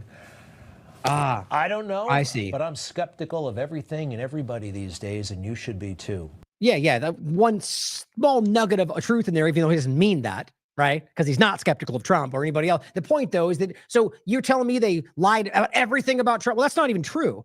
I mean, just because you don't like it, even the Carroll discussion, he was found guilty regardless of what you want it to be. I'm not even saying I necessarily believe, who knows? I think the courts can be manipulated too. I think the evidence of what he is and has done his whole life is shockingly obvious. I mean, still supporting a shot that's killing children, still funding a genocide. Those are the two obvious things that no one can deny. The bigger picture, you're just going to say, well, the media lied about Trump things, therefore she's probably not a human trafficker, despite evidence. That is some shameless effort to lie to. I mean, you know what's going on. We can all see it. You're seeing the corporate media hacks or the mainstream alternative media manipulators or the influencers out there doing their little tap dance. Now, by the way, before we go forward, there was a clip on the Nick's order clip, the one he shared talking about the pardon point and the update. Let me play this clip for you before we go forward. His meeting with convicted sex trafficker Ghislaine Maxwell has ended. This as critics are calling for more transparency in the Jeffrey Epstein investigation. Just in case you didn't hear that, this is the end. This report comes after the end of the second meeting with Maxwell that was ended, I believe, today. Welcome back as we head into hour 2 of America Reports. I'm Sandra Smith in New York, and Bill, great to have you here today. Great to be with you as well, Sandra. I'm Bill Malugin in Los Angeles. John Roberts has the day off. That meeting Sandra just mentioned just wrapped up moments ago. Maxwell was escorted back to the prison from the courthouse in Tallahassee. Her attorney said they had a, quote, productive meeting with Blanche, but details of their talks still remain under wraps right now. All right, Fox Team coverage is at the ready. Chief legal correspondent Shannon Bream is live here in New York City, standing by with analysis. But first, let's get to our justice correspondent, David Spunt. He's got the latest from Washington for us. So, David, what else did Maxwell's attorney say? Well, he said a lot. We wish we could be in and hear what was said in the actual meeting. This meeting was a lot shorter than it was yesterday, but this was a 2-day event. The highlight, though, it appears that her team wants a pardon. Watch. And why 2 days? Right? Now, these things don't have to mean everything, but that means something, right? So if it's something that couldn't be concluded in the first day, there is look, the box, the information, there is something happening here that's not just the normal, you give us this and we'll give you a pardon. That's my opinion. We're going to take one day at a time. I know that's very cliche, but it's true because things are happening so quickly. We haven't spoken to the president or anybody about a pardon just yet. And listen, the president this morning said he had the power to do so. We hope he exercises that power in the right and just way. Doesn't that seem odd, right? Why is it? It's like when Trump comes out and goes, the Russia hoax, and then all of a sudden this big report comes out, like they're priming you for the way they want this to go. That's called marching orders. Like he's giving the sycophant higher upper, team sport politic base. Here's what you're supposed to say when this comes to pass. And then they all jump up and do it. But the president leaving the White House today was asked directly about a pardon or commutation. You already saw that. So here is the thread from Decensored News saying, watch, as the Trump DOJ meets with Maxwell, Newsmax host and Trump supporter Greg Kelly says he's got a feeling Jeffrey Epstein's accomplice just might be a victim, claiming there was a rush to judgment. Now, he says Maxwell was convicted on December 12, 2021 and sentenced 20 years in prison for her role. Now, also maybe that is accurate then if it was 10 years off, what would that mean? Maybe that is accurate. But either way, the point is that it's been reduced by the U.S. government. And it says, for, quote, her role in a scheme to sexually exploit and abuse multiple minor girls with Jeffrey Epstein over the course of a decade. Right there. This is in the U.S. report. And now, again, anyone could lie. People can be manipulated. The point is that this is based on, when you look at the entirety of the case, on a lot of different testimony of evidence we went through all this back when this was happening. Now, quote, a unanimous jury, by the way, has found Ghislaine Maxwell guilty of one of the worst crimes imaginable, facilitating and participating in the sexual abuse of children. That's from the U.S. Attorney Damian Williams. Maxwell was convicted of conspiracy to entice minors to travel to engage in illegal sex acts, conspiracy to transport minors to participate in illegal sex acts, transporting a minor to participate in illegal sex acts, sex trafficking conspiracy, sex trafficking of a minor. So here's an interesting overlap. As they're now trying to scream at you that Garcia was trafficking children across state lines, even though they were his children and he wasn't doing any of that, according to the now court multiple discussions about how they've made up all this evidence, or rather that the evidence doesn't add up and they're getting caught lying about everything. And remember, letting out a human trafficker because they gave the testimony on Garcia as also an illegal immigrant who's been kicked out of the country, 5 times, I think it was. He's now allowed to stay in the country, right? That's okay. As well as the fact that they're now helping release a lot of the team sport politics, somebody who has been charged with actually and found guilty with actually doing that. Make it make sense for me, guys. Quote, the victims were as young, as 14 years old, 14 years old when they were groomed and abused by Maxwell and Epstein, both of whom knew that their victims were in fact minors. Another direct report from the Southern District of New York. Sure matters. Matters to me at the very least. You'd think it would matter to any conservative Republican who's supporting Trump. But apparently it only matters to the real people out there who thought Trump was going to do that, not the team sport politics manipulators that don't care about anything other than supporting the team.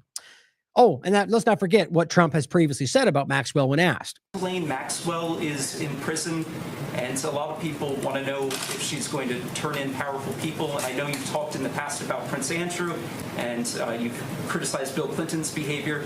I'm wondering, do you feel that she's going to turn in powerful men? How do you see that working out? I don't know. I haven't really been following it too much. I just wish her well, frankly. I've met her numerous times over the years, especially since I lived in Palm Beach, and I guess they lived in Palm Beach. But I wish her well, whatever it is. I don't know the situation with Prince Andrew. Just don't know. Not aware of it. Wish her well.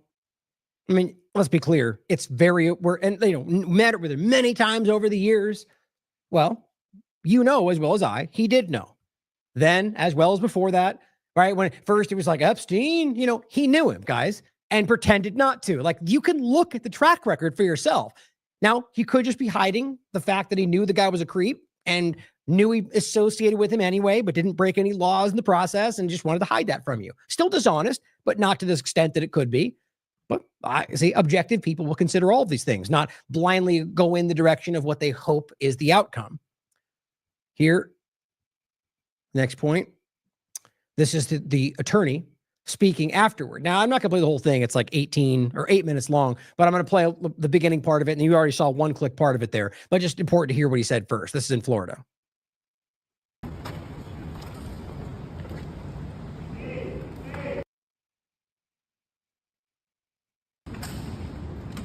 Hey everybody, we finished for the day.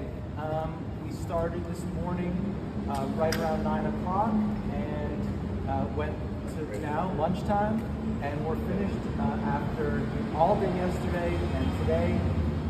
Ghislaine answered every single question asked of her over the last day and a half.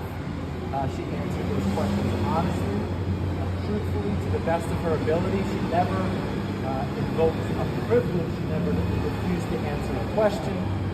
So we're very proud of her. We're proud of how the process has worked over the past day and a half. I will say this, she has been treated unfairly for the past 5 years. She didn't get a fair trial. We're still appealing to the Supreme Court. We're going to be filing a reply. So right there, it's low, but the audio, but not a fair trial. That's so clearly there's something in that direction. So this may well be the presentation for you. So behind the scenes, you make a deal, and then the argument ends up being that, well, here's a procedural issue that we're going to let, just one possible direction. I mean, because realistically, if they come out and just pardon her for some new information, it would have to be some pretty bombshell information for anybody to be okay with that. And even then, it's hard. So I just want to consider the different directions this could take before we're there. Not assuming any of it and only letting facts continue to drive us after we discuss the possibilities. In the Supreme Court on her cert petition on Monday. Remember, people have questioned her honesty, which I think is just wrong. Remember, a juror lied to get onto the jury, admitted to lying to get onto her jury. She did not get a fair trial. No prosecutor even mentioned her until Epstein died. So, yeah, but the idea is that the evidence was presented, the jury looked at the evidence, and the evidence convinced them that she was guilty. Now, whether or not one of them lied to be on the jury does not change that fact. So, but he's a lawyer. He's doing what lawyers are supposed to do, which I hate. It's disgusting, but that's what they do. So we feel that the process for Ghislaine has been unfair. She was denied bail. She was treated worse than an animal would be treated in jail when she was first held, woken up every 15 minutes. So we're just trying to get through the process where we are now and get her some relief. So that's where we are today. Do you feel like you're going to get some relief as a result of the conversations you've been having the last couple of days? We don't know. We don't know how it's going to play out. We just know that this was the first opportunity she's ever been given to answer questions about what happened. And did you hear that? Now, how does that make sense to anybody? The only way that makes sense to me is with a government or a power structure that already knows what's going on. They don't need to ask her questions. Get her out of here. Stage left. You're telling me that they never asked until now? That's exactly what her brother said. Doesn't that just completely scream? I mean, anything other than just a normal investigation, right? This is a cover-up. Everything points in that direction right now. It's my opinion. You can decide for yourself.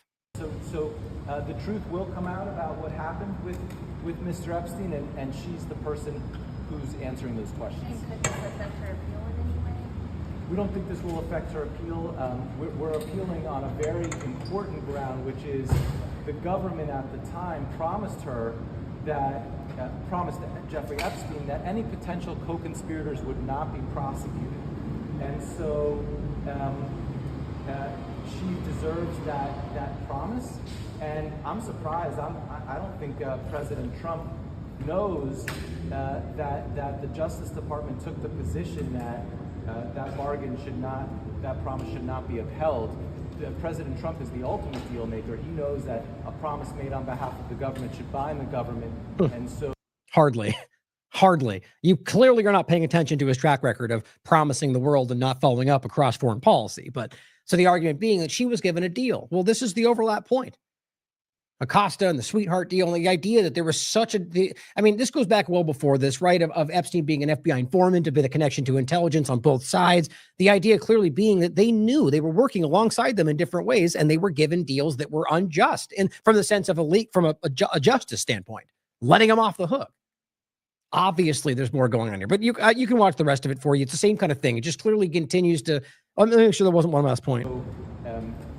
We're hoping the Supreme Court agrees with us that when the U.S. Attorney's Office in the Southern District of Florida promised that no potential co-conspirators would be prosecuted, that bound the Southern District of New York as well. Are you hoping for a new deal here? I'm sorry? What was the focus of the question? They asked about every possible thing you could imagine. Everything. Everything was on the table. Are you hoping for a new deal as a result of this? I'm sorry? Are you hoping for a deal as a result of this meeting? We're not going to comment on what we're hoping for. We just today and yesterday answered questions. So she hasn't been offered clemency or anything? No offers have been made, no. Now they follow him and they keep talking to him, but it's the general gist of it. So, no offers have been made, at least as we're being told. One of the very clear, requirements of an offer may very well be that we're not supposed to know about it. But here is what Trump came out and said. Alex Jones says, breaking, President Trump just called out Bill Clinton on live TV when asked about Epstein. 47 says he'll be releasing the real list. I mean, you just got to, how embarrassing to stand there and act like that doesn't make you look like the dumbest person in the room. So now it's a real list. Like, yes, I know he's making a nuance, like I just told you in the beginning about the Democrats faked it. Yeah, my point is the same. There's no evidence for any of that. So just the idea that you now somehow can argue that the hypothetical thing he's saying, let's be clear on top of it all. As we talked about Jason on Burmas for the IMA chat. No, I don't think any of us who understand the reality are actually, like, we're not saying there's some kind of one-page list of the people they worked with. It's about the information they have and the people that we know that used his services that they can compile that in all the files. That's the point. You see, the idea is that the fake list from the Democrats now becomes Trump's got the real list, when in reality, it's not even really a list we're talking about. It's the information they have on the people that are guilty. But that's easy just to call it a list, right? The point is, it's embarrassing for them to keep shilling for people like this. I'm embarrassed for you. The real list. Again, my point is, how do you know that? Is Trump showing it to you? Right? Are you in the know that Trump has a real one that you verified somehow? How is that? Carbon dating? I mean, come on, guys. It's insane that this is obvious partisan side. But he came out, again, like he always does, came out an hour before that and did the exact same thing with the same video and then captions it and says the same thing because it's not propaganda. But the real list, you should be focusing on Clinton. You should be for all of them. It's all about sidestepping it. But here's what Alex said, or rather David said. So now the files do exist. That didn't, and maybe someone else wrote and birthday letter to Epstein and used his name. Anyone still supporting this transparent fraud should be embarrassed, like I said. But they won't be, will they, Alex? The real Epstein list will be the one he isn't on, right? And let's not forget, if Whitney's research, anybody that's been really immersed in this, except for one, I might add, is clear that Donald Trump is immersed in this whole thing. I just remember that because it matters. Now, 5 times August, about a smaller version of the same clip, simply says, and he's been calling this out. So Eric Dougherty says, President Trump on the Epstein list, you ought to be talking about Clinton. Whoa. Oh my God. He just called out Clinton, one of the most people, everybody. It's just so funny that people, the way they try to frame these things as bombshells.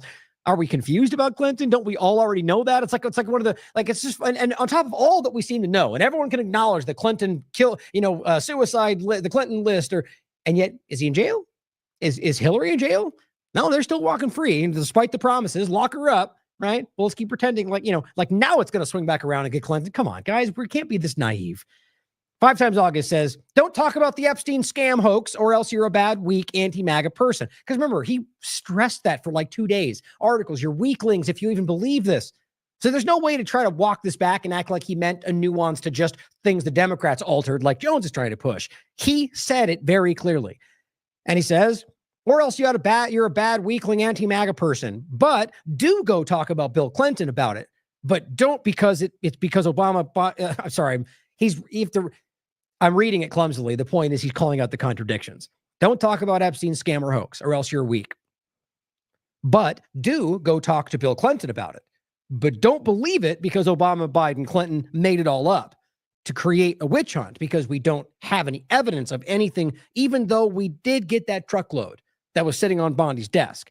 And all those hard drives that she mentioned, by the way, and that 10 hours of video that she mentioned, by the way, that first mentioned all the videos she looked at. Then you have the 10-hour video of a door that they cut information out of. It's all coming out tomorrow, back in February, but we can't because we don't want to harm anyone who might be innocent. But you should go talk to Bill Clinton about it. And then maybe after all that, we'll assemble more binders for phase 2 and 3, but stop talking about it. Guys, if you're honest, this is clumsy. I don't think I've ever seen something this transparent and yet at the same time still forcefully pushed. To me, that's why I really do consider that there's something else happening here. That this isn't just an internal this is a foreign manipulation. Which again, that's what the Epstein point is. But whether that's what's driving his actions, you can decide. But explain it, right? I mean, it just doesn't add up. He is making himself look like a fool. And Alex Jones again tripling down. Trump announces plan to release the Epstein list in full. So wait, so you're now telling us that what was the first one then? When they released phase 1, didn't they act like that was the list? The information, and they just kind of waited until everyone's like, there's nothing here. And they go, what do you mean? Oh, wait, there's more. There's truckloads. It's embarrassing how bad this has been. And now it's the full list. Names Bill Clinton, others, leaders, the people he wants you to think about. Plus, the president denies allegations that he's considering a pardon for Maxwell. Now, he didn't do that, by the way. He said, I could. I don't know. Bad. Well, the Obama aspect of it is important to consider as well. As Spiro points out, as you already saw, we've seen this one before, right? Lock her up. Nothing happened. Lock him up. Well, guess what? Turns out it looks like that's also going in that direction. But this is what we saw right between that, right? So it kind of shifted away to where it was getting really bad that everyone, even people that support Trump, were like, the whole thing with Obama and Russiagate, that she stuck into all this seemed very clumsy. And it wasn't really, we already know all of this. And guess what? Why isn't he in jail already then? Why isn't he in jail right now if this is treason, right? Nick sort of says, I don't think people realize just how danger Gabbard is in. Well, I said, now we're on to this entirely expected part of the partisan performance. How dare you criticize the obvious lies and deflections? Can't you see how much danger they're in? They loudly assume, sure, unless they're all on the one team pitting us against ourselves, but nah, that's not possible. Well, of course, then it comes to the point of where Orwell, which perfect meme for this, or GIF rather, raw alerts. President Trump says that Obama has immunity regarding the Russia hoax. Wah, wah. And yeah, that is what he said. I mean, you can ask Grok, you can look it up. It's very real. And the point he makes is that, well, because of my ruling, that granted, and he even says in this, he better thank me. It just feels like a cartoon, guys. I mean, anybody who is being objective has to admit that felt really contrived. You're telling me that you couldn't have thought about your ruling in regard to Obama 2 days ago when you were saying he was going to go to jail? And now it all comes to, it's like I don't think they recognize how much we're paying attention. But as she says now, so on to the next distraction. Okay. So now Obama, at least he's stating, has immunity. Well, let's reflect on that for a second. As Jones says, mass arrest for treason. We're like right back in QAnon right now. And I said, how much you want to bet this is the exact opposite of what's about to happen? I didn't know for sure. I still don't. Maybe it'll happen tomorrow. But this guy says, do you take credit cards? And I said, starting off strong. Want to commend your assumption? Probably not. Alex comes out the next day and says, DOJ sources tell Alex Jones indictments of Obama coup plotters are coming. Maybe tomorrow. But right now, Trump just said he's got immunity. So kind of don't think that's going to happen. But sure, great to scream it out every 30 seconds when Trump tells you to say something. Here's the 22nd of July. Trump says we're going after Obama for his treason and not letting him off the hook like Hillary Clinton. Well, first, let's remember what he just said about Hillary Clinton, because that certainly seems relevant right now. Called Hillary Clinton. I said, you know what? Let's not go too far here. It's the ex-wife of a president, and I thought it was sort of terrible. And I let her off the hook, and I'm very happy I did. Oh, really? Now, is that what you said 30 seconds before you won the election? Or rather, just put in power? Is that what you said? No, you were lock her up. She's a criminal. She's the worst thing ever. And now, well, she's the president's daughter. We can't do that. And president's wife. I really don't understand why anybody, it's the same thing with Israel. I don't get it. How do you keep falling for it? It's crazy to me. But Destiny Resendez put this out going, is this what he just said? What the F, right? It doesn't make any sense unless you recognize they're not really fighting each other. Same point. And Alex continues, DOJ sources confirm indictment of D-State group. Oh, do they? Like they confirmed the military tribunals? Now, again, when I'm doing this, I'm never claiming that I know for a fact it's not going to happen, because that'd be just as dumb as him claiming he knows it will without any evidence. Obviously, it's possible. What's funny about it is the same kind of things they've floated over the years that don't ever come to pass as absolutes. You know, like the ending of the Ukraine war, which they just sent a ton more weaponry to, or the ending of the Israel war, which they just sent a ton more weaponry to, or any number of other claims about drones or fog or World War III breaking out from Russia's attack, or, you know, blah, blah, blah. But I simply said, who didn't see this coming? Now time for you to usher them into the next ploy, or the next America First agenda. Now, 5 times August says, I don't know how to break this to the lot of you, but Barack Obama isn't going to be arrested. He said that on the 19th. So again, I'll start a 5 times August was right hashtag, because he was. Same reason Epstein clients won't ever be arrested. Same reason Comey won't be arrested. Same reason Fauci won't be arrested. Same reason Zuckerberg won't be arrested. Bill Gates, same reason. Nobody will go to jail. You've been conditioned to perpetually allow very bad people to get away with their crimes in exchange for internet memes and fun sound bites. Is he wrong? Oh, yeah. Well, I don't think there was anything important. Let me see. Oh, yeah. Back and forth. Same kind of thing. So that response he put on the 19th. This is what Elizabeth said. Bro, they set the precedent with Trump and his mugshot. They will very much so arrest Obama. They aren't effing around. Just watch. 5 times August says it's not happening. Sorry. February 2024, my revenge will be success. January 2024, we're going to make this country so successful again, I'm not going to have time for retribution. December 2024, I'm not looking to go back to the past. Post 2024 election in reference to Hillary Clinton. I want to move forward. I don't want to move back. I don't want to hurt the Clintons. Seems like an obvious point. She says those are lies. He's not going to give the enemy his playbook. Right, so 5-4D chess. He's selling you on those things, and he's going to come back around. Well, that was the first administration. Yeah, but he knew there'd be 2. You know, people will feed them. That's called self-serving assumption. But that's what's going on. It's a lot of it. People want that to be the case so badly that they'll lie to themselves into anything. Gabbard, of course, comes out. And this is the whole thread of the Obama thing, which, by the way, let's be clear, in case you didn't see the last show, clearly, Obama's a criminal. He should be in prison. I think most presidents in this country should be. The point is that we knew this. Everybody did. And the evidence that claim there, so she's claiming it's treason and he's not in jail right now. Explain that for me. Right? I mean, you're claiming you haven't, arrested in, for a trial, right? You've got enough. You had this much evidence for any other crime in the world, they would have already arrested the person. You know this. Doesn't matter he's a president. Here is, or was. Matt Walsh says, unpopular opinion, but I don't care about this unless they actually arrest and prosecute the culprits, including Obama.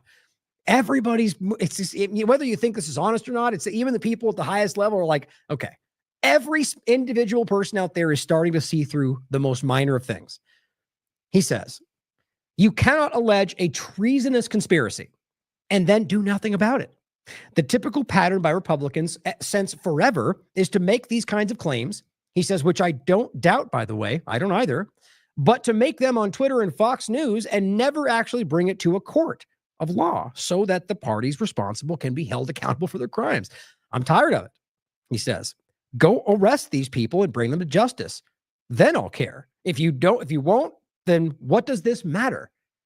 That's crazy. He says, never mind, this was not an unpopular opinion.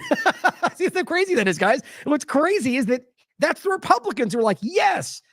How long have I been trying to show you this, guys? And it's because I could see it. It's not like, it was my opinion, but you can see these from COVID-19 to Israel to one of the most primary, this is important. Because if this was something else, a different story, then it wouldn't be as important. But we're talking about a foundational thing that Trump just tried to move the goalpost on and nobody bought it.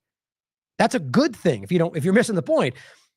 5 times August is honest question. If you are the president of the United States and you publicly make the claim flat out that someone is guilty of treason, which he did more than once, by the way, but at the end of the day, your administration never actually arrests and tries the person, would that ultimately make you accomplice to said treason?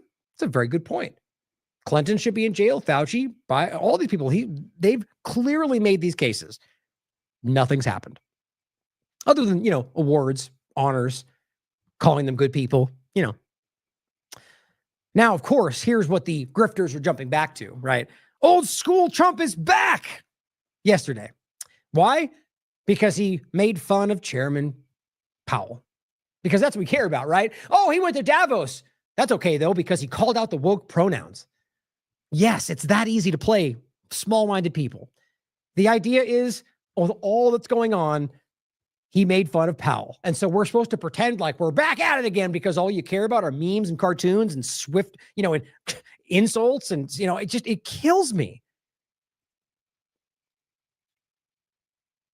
Just seeing if anybody even cared about how dumb. Yeah, look, he's not firing Powell. Now, if I understand it, I don't even think he's able to, quite frankly. I asked that about some, I think, Catherine and some others, and there's kind of a nuanced argument about how it, but that's an independent, it's not a part of the federal government, guys. It's a private bank.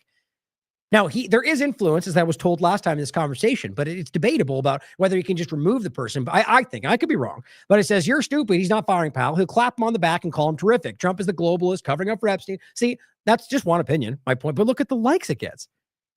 Let's see how big it is. He's only got, he's got 1,700 followers. He got 283 likes under a post of Alex Jones promoting it. I mean, guys, there's clearly, you can see a shift right now. And this is just about making, he didn't do anything of substance here.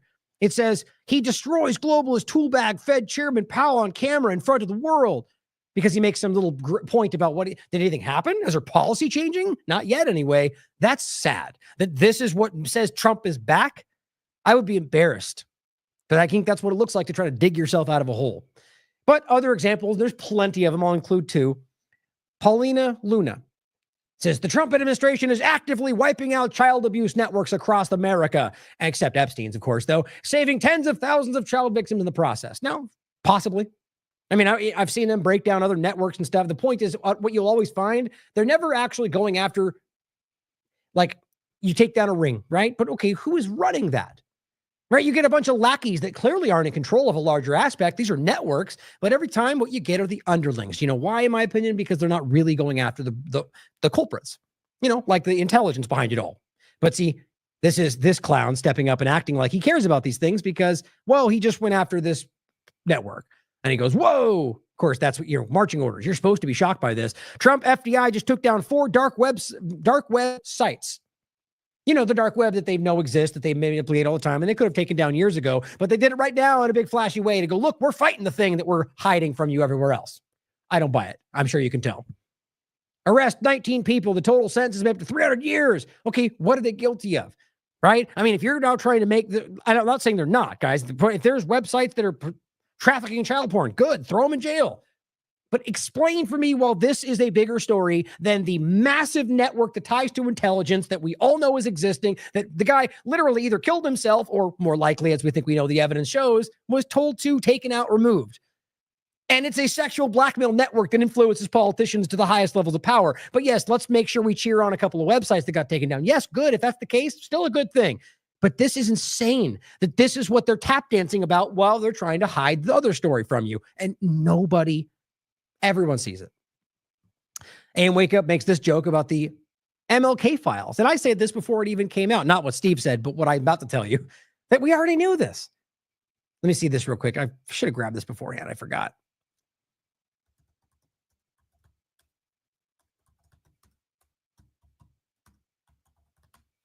Let me see if this, here we go. Nice. You're going to want to check this out. I'll grab both these. James Corbett did excellent work on this. And this is the one I was referencing before. It's Dr. William Pepper on the assassination of Martin Luther King. And this one, Truth at Last, the assassination of Martin Luther King. Now, I get the breakdown. It's simple. The reality of found guilty is not hard to see. Civil trial, yes, but the U.S. government was found to be complicit, to be involved with the assassination of Martin Luther King. That's a fact. Listen to it for yourself. Read the entire thing.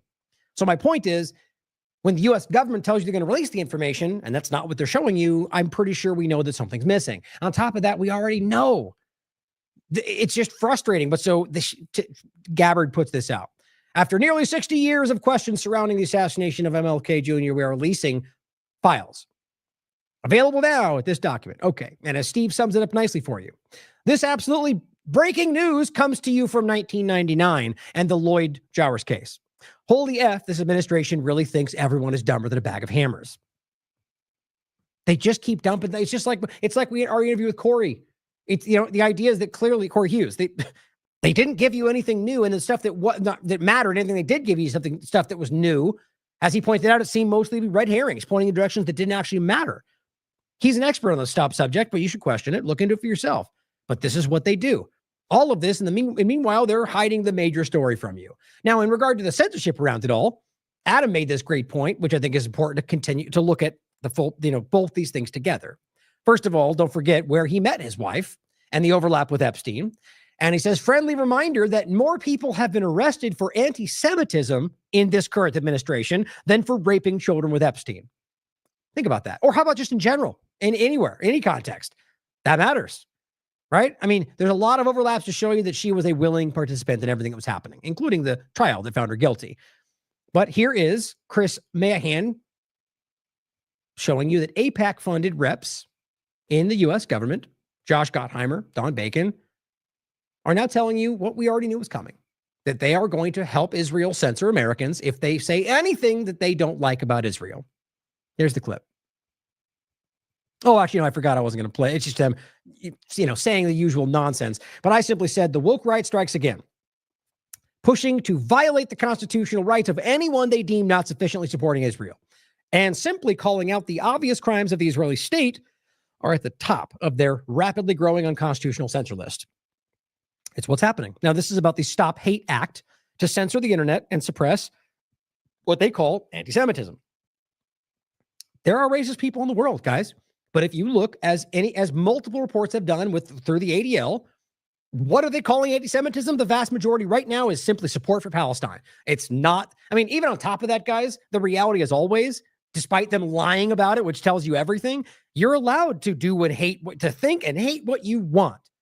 If you want to come out and say you hate Jewish people for no reason, I'll call you a gross person, but you're allowed to think that. The reality is that that's what ideological freedom and free speech actually mean. On top of that, you can sure as hell come out and be like, I hate Christians. And they'll go like, good, I don't care. Okay, I hate America. Good, whatever. Okay, if you hate Israel, you're going to get thrown out of this country. Even floating the idea of Americans. This is why it's broken through all of this. Even Republicans, more than anybody right now, are like, this is a big problem. Maybe they hold out hope that Trump's the one that's going to secretly change it by saving Israel for last. And so they've been planning this a long time. It's just not holding anymore. Every day, social media companies fail to comply with the demands. Right. So now they're forcing companies to censor you if you don't comply with what they want for Israel. Guess what? Twitter, been doing that from the beginning. Even with the yak out of the way, Yacarino stepped away, the partnership with the ADL remains. And that's a provable fact. And they're all funded by AIPAC, which matters. So, censorship for Israel. Well, as always, I'll include my thread of many different times Trump openly told you that he would censor you for Israel, all in slightly different ways. Here's a report from Fox News. Ted Cruz moves to penalize groups funding anti-Semitic riots, or, what he means are protests, right? So what we're talking about, as you should know by now, is people that they think are anti-Semitic, which means Palestinian supporting, right? In general. So anybody out there protesting in support of Palestine is now going to be, under this new effort, a terrorism supporting, which is the words he uses, group that should be removed from this country, thrown in the jail, and, had rights removed. Or people protesting the illegal actions of ICE, right? Protesting, guys. But because they're now claiming that if you do it with this intention or this narrative, even though you get the point, guys. This is fundamentally counter to what we believe this country is. And they're doing it for Israel. Here's the ADL, July 24th. Hate groups, extremists, and terrorists are using social media to spread anti-Semitism and recruit new members. Okay, well, first of all, is that actually what's happening? Or are they simply talking about people supporting Palestine, people standing up against Israel's Zionist infiltration, racism, hatred? Which is the reality. Listen to anybody there are Orthodox Jewish communities across the world telling you this right now. My point, though, is even let's just taking that at face value. Are you not allowed to hate?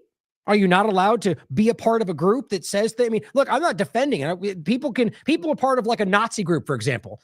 I could say you're disgusting.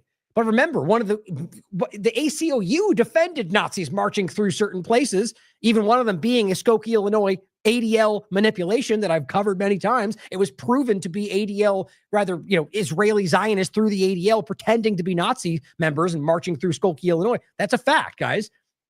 Point is, they're creating a circumstance where they can call what they want anti-Semitism, secondarily claiming that you're not able to think and say what you want, even if it is anti-Semitism. They're fundamentally showing you that they are breaking this country for the interest of a foreign country, and nobody seems to flinch right now, other than, those of us calling it out. Kills me. And if you could somehow try to find a way to bend that into claiming I'm supporting racism, good luck. They'll do whatever they want anyway. It's so shockingly clear. My track record speaks for itself, including what I just said, that that's simply not the truth. We're fighting for people's rights. We're fighting to stop racism and hatred in the context of foreign policy against innocent people. See my point? Like in regard to committing genocide, you see, because that becomes an actual crime, not just hating people because you don't like. It's how did we get here? The argument would be the left, right? The left, well, the right seen it through. Make sure we don't miss that. Oh, and just an interesting point that I'm including, because I'm very much of the mind at this point that there's something going on in this country that is not about American interests. Usual Whales says foreign buyers purchased $56 billion worth of existing homes in the U.S. between April 2024 and March 2025. Oh, look at that. Between Biden's administration and right into Trump's administration. So I don't know what that is. Could be Chinese, could be Israeli, could be Russian for all we know. The point is, first and foremost, is that what we were told is happening right now? As they seem to kind of change the dynamics, the demographics of this country, and all. I mean, data centers are swinging into all these areas and pushing all the people out of their towns, and foreign buyers are swinging in and buying $56 billion worth of homes. Why didn't we hear about that? Isn't that like a central issue of the foreign influence and foreign invaders? And I guess not when it's the primary movement. Seems odd, doesn't it? I just thought that was a good note to consider. I'm sure it'll probably flesh out as we go forward, into the years. Now, the last couple of points before we get into some foreign policy overlapping with Gaza. Oh, actually, I'm sorry. This is the starting of that. Oh, it's funny. For a second, I thought it was the... Oh, that's right. I'm sorry. I'm not going to confuse everybody. I removed something that was about RFK. So just start with the Gaza point. I wanted to start with him saying this because seriously, this blew me away. Legitimately, I was like, okay, I had to make sure that one, this wasn't like a fake account. And it's not because I don't already see this in everything he does. It's just because it seemed like, the point we make about politicians, where historically, what do we know? They'll do anything to get your vote. And even then some people try to rationalize, well, it's because they want good intentions and they'll manipulate to get there, but they'll fight for freedom, whatever. Tell yourself what you want. Point is that politicians do what they need to get your support, including lying. We know this. Yet, over the last year plus, we've saw a weird shift where you see people who are their constituents and they come out and say, why don't you support Gaza? And he goes, yo, support Gaza? I don't care about you. Get out of my face. Like voters, guys. That seems like they care more about Israel's support than they do about the votes that supposedly put them in the position. So we saw a lot of this. People acting against their interests in very crazy ways. RFK Jr. coming out and saying this, it's not crazy just because he says it, but now on July 23rd, saying it now, it's like the most politically stupid thing you could possibly do. Unless the only thing that keeps you there, the only thing that matters, the only calculus is whether or not Israel's happy with you. Here's what he said. In response to John Spencer, another blind supporter of Israel. Oh, one quick thing to start. So remember, the New York Times put an article out entitled, I'm a genocide scholar. I know it when I see it, in regard to the genocide happening in Israel. An expert on genocide, right? So John Spencer writes this on X and says, I'm a war scholar. I guess we'll just pretend that makes it that he is. I mean, I think the guy has a background in warfare studies. My point is, you just declaring yourself an expert on war does not then make you an expert on genocide. But he says, there's no genocide in Gaza. Right. So it's okay to completely dismiss a one of the most provable things I've ever seen in my life. Remember how YouTube said you're not allowed to deny violent historical events? I guess it only applies to the ones that they want you to see or want to pretend are real or whatever else the conversation is. And I'm not even talking about the Holocaust. The point is that this is obviously what they keep telling us is supposed to not be allowed. But you see, it is only in certain directions. Okay, first and foremost, we know a genocide is happening. Everyone in the world is standing, and then with eyes and brains and morals can already see this. So he comes out and says, that's not the case, denying a genocide, denying as children starve to death as they bomb them on the same time. Okay. RFK Jr. responds to this and says, the genocide charge is a blood libel. Thank you, Major Spencer, for this withering deconstruction. How disgusting. First of all, a blood libel?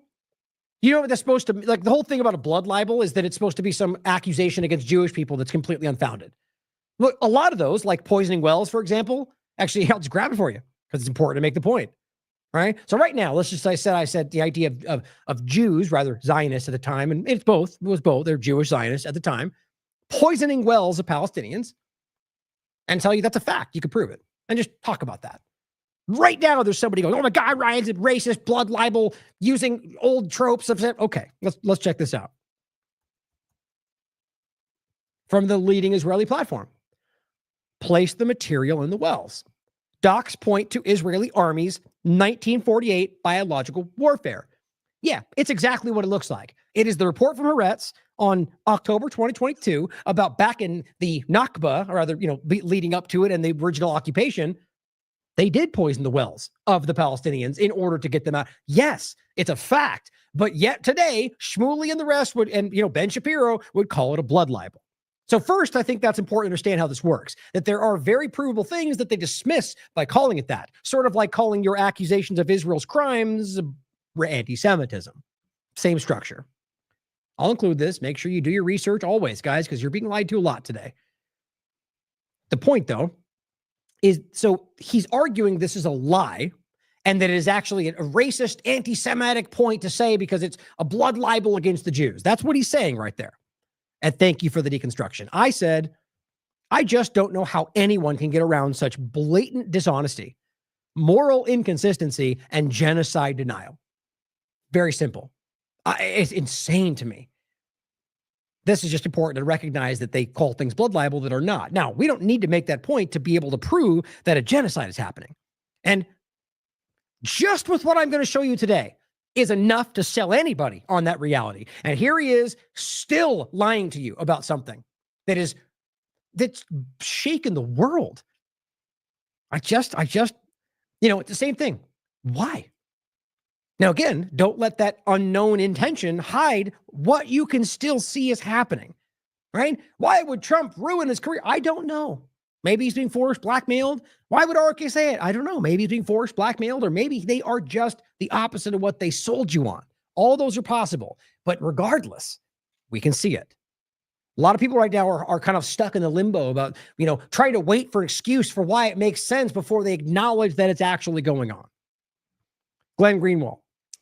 This is Nick Maynard we've talked about more than once. Yet another Western doctor who works around the world in war zones comes back from Gaza and describes some of the worst atrocities you will ever hear about the IDF. Yet another person to instantly malign as an anti-Semitic liar, which is what's already happening and has been from every time they speak out. This is the first post. He says, the evidence is rapidly piling up from firsthand sources that aren't easily dismissed as anti-Semitic liars. There are just too many of them for this tired tactic to work. Remember, Glenn is Jew himself. About the true face of Israel and its mass starvation and genocide program in Gaza. Just listen. Now, I don't think... Oh, I did. I'm playing it right here. So I won't play the one that I played in the past. I've played it many times, but I have it linked in the next tweet. So here's what Nick Maynard said about what's going on in his recent interview. Now, he's been to Gaza many times. He's seen it many times, and he's consistently told you this every time he's talked to people, and still people deny it. But, the IDF will claim that their intention is not mass starvation. Oh, and then I'll let it play all the way through, but the starts with IDF says this, and they deny it, and ends with the same thing, right? Lets him give his story, and then goes, but the IDF deny all of that, and they say it's not true. It's like, that's not necessary unless you are trying to, you're having them on, right? I think that's the opportunism showing its face. They need to do that because their entirety of their support base on this platform are asking for it. They all see it. The whole world sees it. So they have to give you something. That's Piers Morgan all the way, right? He's playing the role, in my opinion, of being against this while he still supports it in plenty of ways that matter. Same thing here. Now watch. However, the IDF will claim that their intention is not mass starvation. However, and I want to warn people here, because what we're about to talk about now, which I've already talked about already, is just astonishing. And I don't think this is, doesn't matter which side you're on, even if indeed you are on a side, this particular account of what you've seen about the pattern of injuries, your claims of what you think the IDF soldiers are doing to cause these injuries is alarming. Would you mind explaining that to us? Yes. I mean, one of the big differences between this most recent trip, these last 4 weeks I've been in Gaza, was the large number of gunshot wounds I've seen. In previous trips, there's predominantly explosive injuries from bombs, but I saw on this occasion multiple gunshot wounds, almost exclusively on young teenage males, some of them as young as 11, 12, 13, 14, all of whom had been shot at the food distribution points, so-called Gaza Humanitarian Foundation food distribution points. And the pattern of injuries, the stories I was getting from their families, from the patients, and indeed from Gazan healthcare workers who went to these food points to get food for themselves. In between, one anaesthetist used to go between operations to get food. But I saw terrible injuries to the abdomen and the chest, but there was a very clear pattern of injuries, a cluster of injuries to specific body parts on particular days. So one day, for example, we'd see patients coming in with gunshot wounds just to the head and neck. On another day, they'd be coming in with gunshot wounds to the chest or the abdomen. The next day, the legs. On one day, about 12 days ago, we saw 4 young teenage boys, 13, 14, all of whom had been shot specifically in the testicles. Goodness me. So the very clear clustering of these injuries appeared to us like a target practice, a game was being played. So I mean, we should point out, that Israel have said, they don't intentionally shoot civilians. Troops near the aid sites have been firing warning shots. And they say they work to minimize friction between the population and forces as much as possible. God, how insulting. You said at the start, okay? And then you frame it as, here's what he thinks. Guys, he's talking about things he literally witnessed. He doesn't think they shot them in the testicles. He saw it for himself. He's watched them shoot innocent people. He says it in the same clip we've showed you many times. Not that he thinks, that he watched them execute doctors that he worked with. This is why these doctors are having such a hard time. This is why these recent Israeli propagandists from the government came out and said all of the doctors work with terrorists. How clumsy. That's the best they can do right now, right? Because it's happening across the board, as usual. Everybody's showing you what's happening. Glenn says the U.S. government, on a fully bipartisan basis, is forcing the American worker to pay for Israel's military and wars and everything it's doing in Gaza. This is the clip I was talking about. This is around the Al-Shifa time, where Nick Maynard was telling you, no human shields other than what, I'll read what I said, but the point is executing doctors, executing children, watching it happen. He said, and I said, I wrote, Nick Maynard has been calling this out from the start. Listen to the clip I include below. That's what I'm showing here. That's from around the time of Al-Shifa was the focus. And he is stating the IDF are executing doctors and there are no human shields, at least not used by Hamas. His point is that every doctor they've spoken to, not a single example of them witnessing them using human shields in the hospitals they're bombing, because that wasn't happening. And we've seen Israel get caught, 15 times now using human shields in public display, having names for how they do it. I mean, it's embarrassingly obvious what's going on. And this is the new Sky News report. British surgeon who recently returned from Gaza claims they're shooting them almost like a game of target practice, which is what he was just reporting. Here's the article itself. And of course, here's the subtitle of this ridiculous platform. It says, the IDF says categorically it rejected claims of intentional harm to civilians, particularly in the manner described. You made that the subtitle, you monsters. That's not how these things work, guys. If you're going to argue do you think if the title's about what he's saying, the subtitle should be more fleshing out? It's just gross how clearly they know that they care, at least, if not the same, more about what Israel does. To them, what they'll accuse them of, what they'll go after them for. And this is what he basically just said. I'll read it. He says, Dr. Maynard continued, what was even more distressing was the pattern of injuries that we saw, the clustering of injuries to particular body parts on certain days. Quote, this was to Sky News written when he's giving an interview. One day they'd be coming in predominantly with gunshot wounds to the head or the neck, another day to the chest, another day to the abdomen. 12 days ago, 4 young teens came in, all of whom had been shot in the testicles. Guys, if you're honest with yourself, there is no way you misunderstand that. There's no way. Mathematically speaking, the possibility that that was all accidental. You know what's happening as well as I do.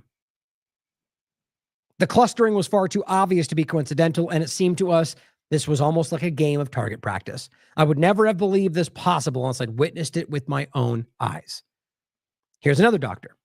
As I wrote, again, including the link to the thread that, of course, they, it should pop up, I think, in a little bubble. They don't do it when I do it, though. Doctors from all over the world have been to Gaza and all tell the same story of genocide. Here's what she said. The message to the world is wake up. Just wake up. Our governments are the ones who are allowing this. Every bomb that is dropped here in Gaza says made in the USA. This is our responsibility. It is up to us to demand a stop to this. We need to force them to allow the aid in. It's our responsibility.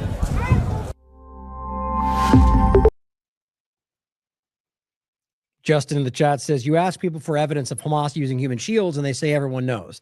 You show pictures of Israeli terrorists with children strapped to the hood, windshield in the front and the tanks, and they pretend it's justified because of hostages. It's just, and I don't think but we're living in a false construct of what this really is, right? You've got the Israeli Zionist media and rather Israeli Zionist entities. You've got the media they manipulate. And that's just in the case of political anything, but Zionists are very clearly there. It doesn't only mean Jewish person. Stop being so blindly stupid. It's obvious about more than one religion. The point, though, is that you can see how clearly they control this kind of fake back. It's like I point out with the, mainstream alternative media dynamic. That people point to them and say, that's what the Republicans are like. I don't think that even at this point right now, I don't think it even closely represents what most of them are like. But that's the image they show, right? And so we're getting this fake vision of what, is even with the entire thing of Gaza in general. I said in the first week of this reporting, they'd already lost control of the narrative, right? We're here with the world seeing this, and they do it anyway. I just don't know how we can miss what that shows. Now, the Lemming points out that my tweets are showing up like this, where he is. He says, due to local laws, we temporarily restricting access to this content until X estimates your age. So they've age restricted a nurse saying, we need to care about this. She didn't even say anything explicit. Anything that is supporting, anything that's even against Israel's agendas is labeled on this platform like that. Here's Philip Proudfoot. I often think about how humanitarians in Rwanda said, if only the world could see, if only they knew, they would act. Well, the world does see Gaza. The world knows, and there will be no excuses when the reckoning comes. The trials will last for years. I certainly hope so. And I'm sorry you have to look at these terrible images of children starving to death, but it's happening right now. As we're speaking, children are starving to death. And that's not hyperbole. That's actual numbers, guys. And we have to remember that Rwanda itself involved Israel. Very easy to look up. I did an entire show about this. Israel was involved in the Rwanda genocide or the Bosnia genocide or any number of examples you could point out. They were involved. It's not a secret. It's not even some hypothetical. I don't mean Jewish people. I mean Israel Zionist government, which, yes, obviously overlaps with Jewish supremacy, as even B'Tselem, the leading Israeli human rights group, would openly tell you themselves. A regime of Jewish supremacy from the Jordan River to the Mediterranean Sea. This is apartheid. That's the leading Israeli human rights group. The point is, guys, it doesn't only have to do with Jewish people. Zionism is a infiltrating manipulation that has done it to a lot of different things. Our government, Christian right, it seems, a lot of different things.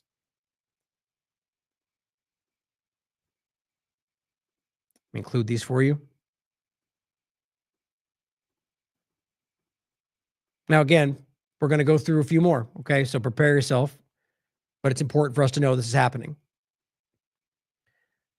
This is this is not even one from that. This is a while ago. I showed this image back when I think it was around the time of the IPC report that said that they were in the midst of a famine months and months ago, which I'll include for you to check out. Gaza is starving. Dr. Youssef. Rami Abdul, the chairman of the Euromed Human Rights Group.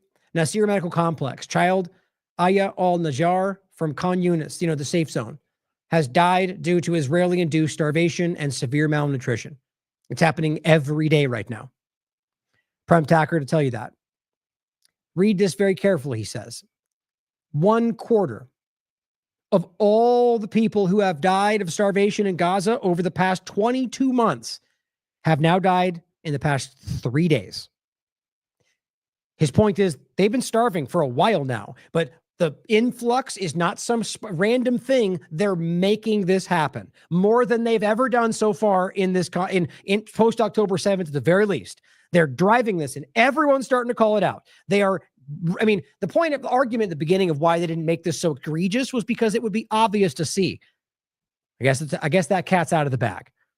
Tamara writes, the Israeli army will allow Jordan and the UAE to airdrop aid into the people of Gaza after the UN refused to cooperate.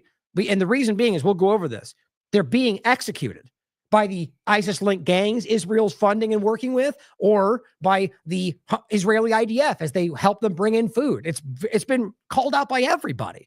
And so they're killing them to the point to where they can't bring the food in, or they're going to get killed, or they won't even let the trucks in because they're stalling them. And then as they now don't come in, they blame the UN for not bringing in food. As if they couldn't go get these things anyway. The point is clearly they're manufacturing the very flimsy illusion that somehow it's the UN just deciding not to bring the food in, which doesn't even make any sense, even with the narrative they claim. They're lying is the point, guys, and everyone's calling it out. So the point is that because that's happening, they're going to now airdrop some because they're losing. People are seeing this. So by airdropping this, as they write, it gives them the illusion of something changing. But the airdrops have already proven to be meaningless because one, they hurt people in their own right. They've killed children. That's not a lie. They've landed on kids when these things have dropped. But secondarily, because it's not enough. It can't be. They just can't do enough this way. It says this means that airdropping aid, that's not my opinion, by the way, that's from the UN. This means that airdropping aid currently causes significant harm as it reduces the immense media pressure demanding the delivery of aid. No matter the volume of airdropped aid, it will not reach even a fifth of what could be delivered by land through the United Nations. I hope that these countries will not agree to airdrop aid unless it's accompanied by the land delivery as well, and in sufficient quantities to meet the sector's needs, which is no more, not less than 500 a day, which is what I told you from day one. Before October 7th, they were doing 500 plus a day, including fuel, and they were already at a food insecurity point, which was being called out everywhere. And before that, Gavir was the one that said, control the calories. They did the same thing post October 7th. Okay, the point is obvious. They've never met that, not once this entire time. I've proven that based on every metric we have. They're causing a famine. And then lying about it, by the way, telling you there is no famine. They've got more bread than I've ever seen. I can bring that up too. I still have it. Right there. Oren, that was the name. Here's Oren. Another propagandist, by the way, he's been prolific through this whole thing. There's no famine in Gaza. He says there might be hungry people, but there's no shortage. And look, he's claiming, oh, look at this. Nusrat. It's the bakery in Nusrat, February 2024. Guess what? Food shortage in Gaza were widely documented with some people resorting to eating, where was it? Oh, right here. The bakery in the video was bombed and destroyed October, killing 3 people. When's he posting this? February. Okay, they destroyed it. Now, secondarily, he posts this, guess where from? Kogat. Literally the group that is supposed to be helping the flow of humanitarian aid. No, they're another propaganda group that's been lying about feeding them and then killing them the same. And all this one got was a stay informed. It's out of context. They're lying, guys. Well, they're trying to pretend, same thing, February 9th, that this is a bakery, specifically in a place that's already been destroyed, dumping out bread. They lied, and we can prove it. And yet here we are still. I'll include it. I called this out in February when they were lying about it. Didn't do much then. Hopefully can do more now. Zachary Foster plays this great clip, a horrifying clip from the Electronic Intifada from Nora Barrow-Friedman. And he captions it and says the Intifada report on one of the most heinous massacres of the entire genocide. It's hard to hear. Occupation Army ordered the civilians to approach aid trucks with their hands raised, a clear sign of surrender, and then opened fire on them without provocation, the rights group said. adding that thousands of desperate civilians, driven by days of total flour shortages, headed early on Sunday to the Al-Waha area in northwest Gaza City after reports circulated that flour-laden trucks had entered via the Zikim crossing. In a desperate attempt to feed their families, many individuals rushed to the site. When the first groups arrived, Israeli tanks were already stationed in the area. Soldiers then used loudspeakers to command, "Raise your hands and walk in front of the tanks. Those who want flour, come forward." Around 200 civilians complied. As they neared the aid trucks, Israeli forces suddenly opened heavy fire directly at their heads, instantly killing dozens. Others were left crawling, wounded, and bleeding. Now, of course, because it's intifada or the electronic intifada, people are going to pretend like you can dismiss it. That's just called stupidity, because the facts you can actually verify. And regardless of the source, if you don't look to the source material, then you're being willfully ignorant. But before I play this next part, here's the clip I played to begin with, because this comes directly from the World Food Program, backing up what she just said. This is one of the worst tragedies we've seen so far in this particular war. What happened was we had clearance to go through the Zikim gate. We were through the gate. The Israelis had, as you know, they clear everything and they decide when and if you go in. Okay, as we've been telling you from day one. The only thing that is deciding that's Israeli in the Israeli government, the Israeli government, and the ISIS-linked gangs they work with, which is also proven. That is the GHF, the people that are around it, the mercenaries they're using. It's a public story. It got called out by even Israeli media, and they even proudly said it in one case. The point is that they're the ones dictating how this works. So all the aid that sits there in the beginning before they were executing everybody was their fault, because and everybody called it out. They were refusing this, crutches and gauze and baby formula and acting like it was because Hamas could benefit from it. Okay, well then that means everything, which is what they did. And they act like it was all U.S. UNRWA and they're Hamas and it's their fault. They're stealing it. They were lying, and you could prove it from day one. Now we're simply acknowledging yet again that Israel's the one dictating who's coming in. Then they let them in, and then they open fire on the people that come to them for the food that they were let in to give. It's just like the flour massacre. Remember that? And we began our trek down the road, and what we saw were thousands of people running towards us, and they were hungry. They're starving. And all of a sudden, the Israeli tanks, Israeli guns, Israeli weapons from all kinds started firing on the crowd. You see, there's no way you could pretend that's coordinated. Tanks, rifles, everything else, they opened fire. That was a coordinated act on people that were running toward the food that you brought to feed them. And it was just, it's something that I hope never happens again. But more importantly, our group, WFP, our people that work for us were there too, and they were put in grave danger as a result of that. No humanitarian aid worker should ever be a target of anything. Well, this follows a trend over the last 2 months where over 800 Palestinians have been killed around aid distribution sites. The majority of those are at the controversial US-backed and Israel-supported Mossad-funded Gaza Humanitarian Foundation. Can you be very specific? Are you coordinating in any way or supporting in any way that operational model? And what is your view on the GHF? Well, we are not coordinating, and we do not work with GHF. As you know, we're a UN agency, and so we have our UN, the way the UN operates is different from what GHF is doing. I don't really have any information about them at all because we don't even talk. Yep. That's pretty obvious, right? Because they don't even talk, because they're not even trying to coordinate with them, because they don't want that to happen. Because it just couldn't be more obvious. Now, you think the Gaza Humanitarian Foundation, really?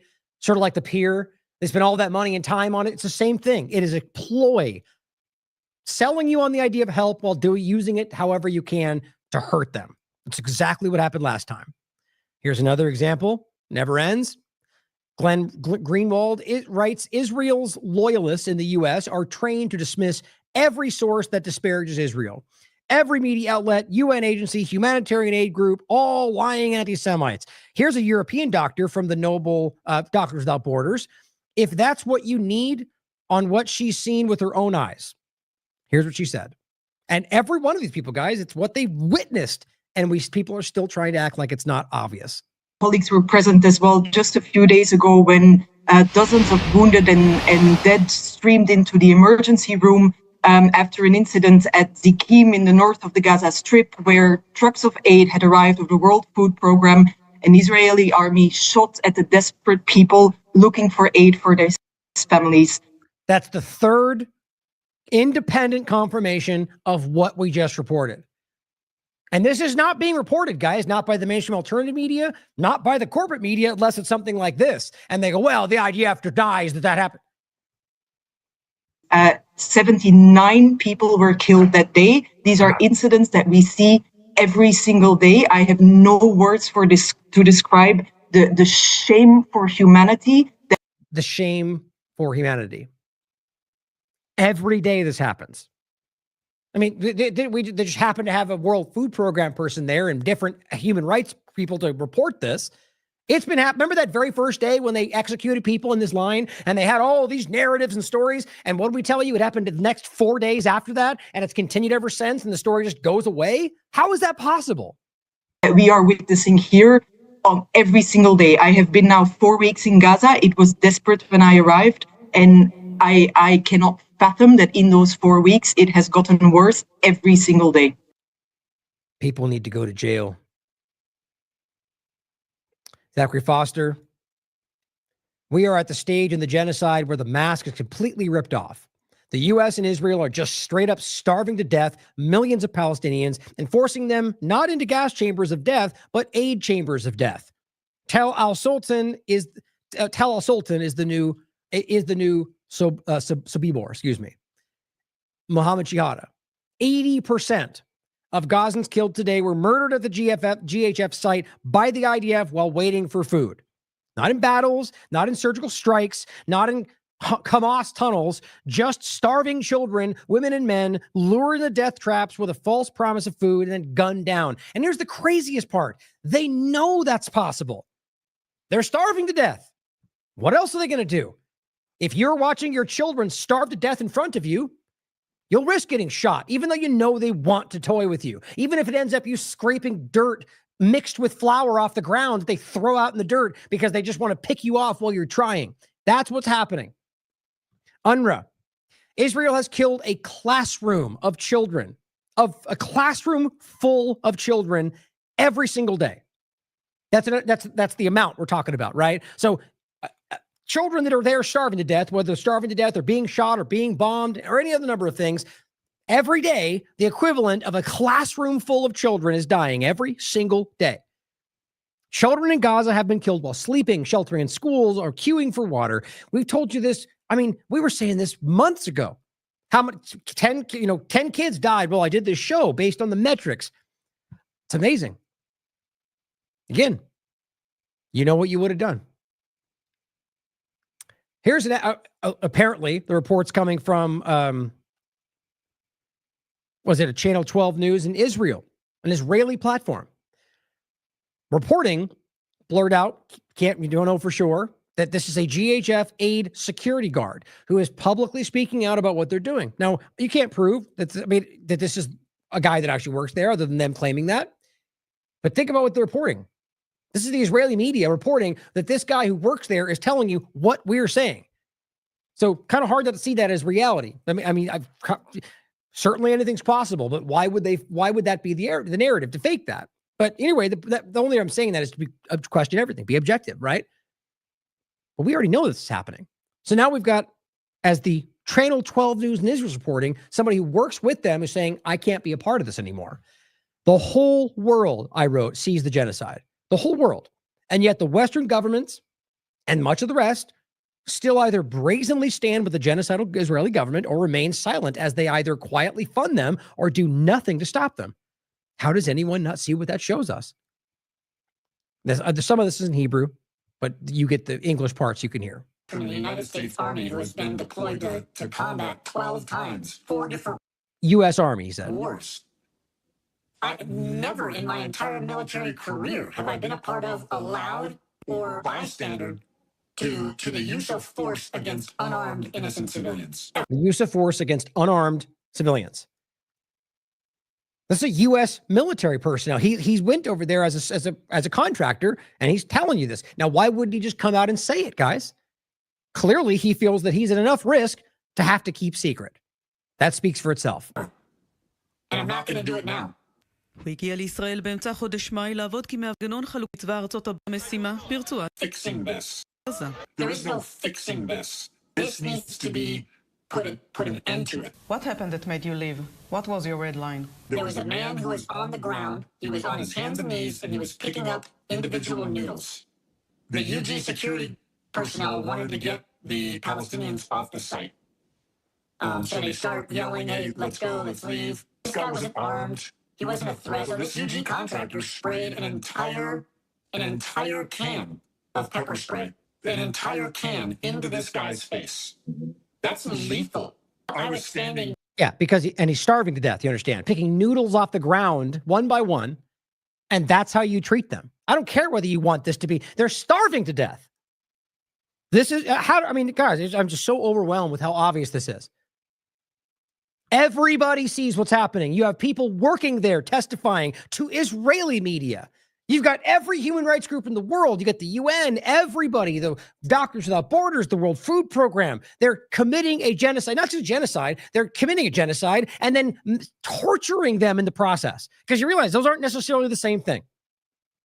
This is sadistic. It's vile. Next to these two women, and this contractor throws this stun grenade, and it lands in between me and them. This thing hit her, and she just drops, just lifeless, collapsed to the ground. It looked like she had been killed. And to me, that was I could not be a part of that anymore. כבר מהתחלת את מועדי ריאג להשתלט Built the site should be engineers, the הסיוע הבינלאומיים. Israeli Defense Force engineers built the sites and decided where they would be. In reality, the sites put the population at a great disadvantage and put the population in danger. You keep saying that the location of the distribution site are in areas which are far from the Palestinian population, and that creates one of the key problems. Can you explain why? The sites were not set up in locations, nor were they set up in a way that was conducive to distributing or delivering humanitarian aid to a needy population. Right. So they made it to where it would be difficult for them to get what they need, right? So they'd have to travel far distances, wear themselves out, and then they shoot them anyway. Does it sound like they even tried? Or obviously are they trying to torture a suffering people while claiming that they're helping them? The Palestinians can just come down here and get the aid. Well, 40-pound boxes, couldn't have vehicles, couldn't have cars. They're on foot. Most of them don't have shoes, no water, going through active war zone areas as the Palestinians were finishing getting the aid that was on the site. The UG Solutions personnel began shooting in their direction, shooting at them, shooting at their feet, shooting into the berms to get them to leave. While you were in Gaza, you have spoken to some of the IDF soldiers. What have they told you? Every single day, thousands of Palestinians coming in and out of my secure area that I have no control over. I don't have any accountability of. I don't know who they are. I don't know where they're going after they leave. That's a huge risk, and the Israeli forces in the area do not like it. And I don't blame them. The IDF soldiers that are on the ground in southern Gaza don't like it. It takes away from their mission. It takes away from their security. It's a risk for them. Yeah, so excuse me if I don't give an SHIT about the risk for them to help people while they're committing a genocide. And the only reason they need to help these people is because they've done this to them. העולם שכזכור הזהיר כלפינו ככל שמספר ההרוגים הפלסטינים מאמיר והרעב ברצועה מחמיר. The new Israeli aid system is inhumane, it's dangerous, and it deprives Gazans of human dignity. Yeah, you gotta love all the effort to just talk about this over and over. פרסם צה"ל את התיעוד הזה מצפון רצועת עזה וחיילים If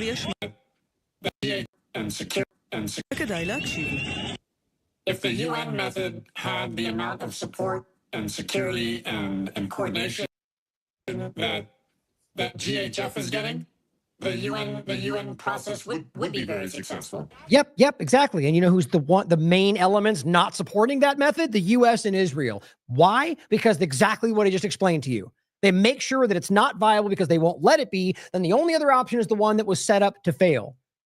That's how they operate. The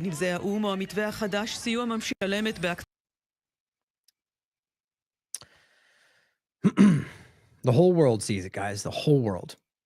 Kavor Kalmesian says, whether you agree with him or not, humanity is dead. Gaza was the test ground. Get ready for the Hunger Games. Watch this video. Okay, this is the kind of thing that I can't get this stuff out of my head. Look at what they're doing to these people. This is a whole area of people struggling out in the middle of the area to just get food, and it speaks for itself. Look at what they're doing to these people.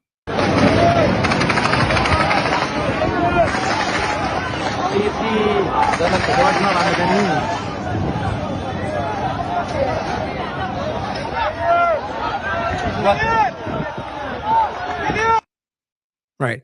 And they're starving, they're struggling, they're tired, they're thirsty, right? And they're out in the middle of the desert running around as they get shot at and have nowhere. This is insane. Absolutely insane. Every single day we're seeing this. Here's how the U.S. government responds. Tammy Bruce cares more about her disgusting hair than apparently people starving to death or selling you on the false narrative to cover it all up. Is there any sort of internal scrutiny within the administration about the results of the Gaza Humanitarian Foundation as an entire project, which, as you've set out, is intended to displace the United Nations process? Jeb, I never said that this was to displace a process. I can't speak to.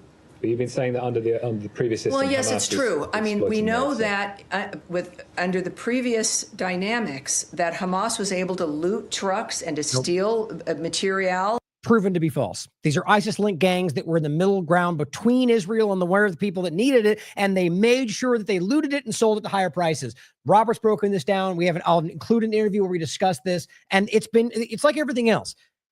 Despite what Israel and the U.S. government lie to you about, everyone else in the ground can see that they're killing people. Everyone else in the ground can see that that's not what actually happened. Tammy Bruce either doesn't know or doesn't care. And to sell it and to use it and to weaponize it. But the decisions made, since now GHF has been able to get food in and to distribute it, yes, there have been some difficult circumstances, to say the least, because it's a war zone with a terrorist group.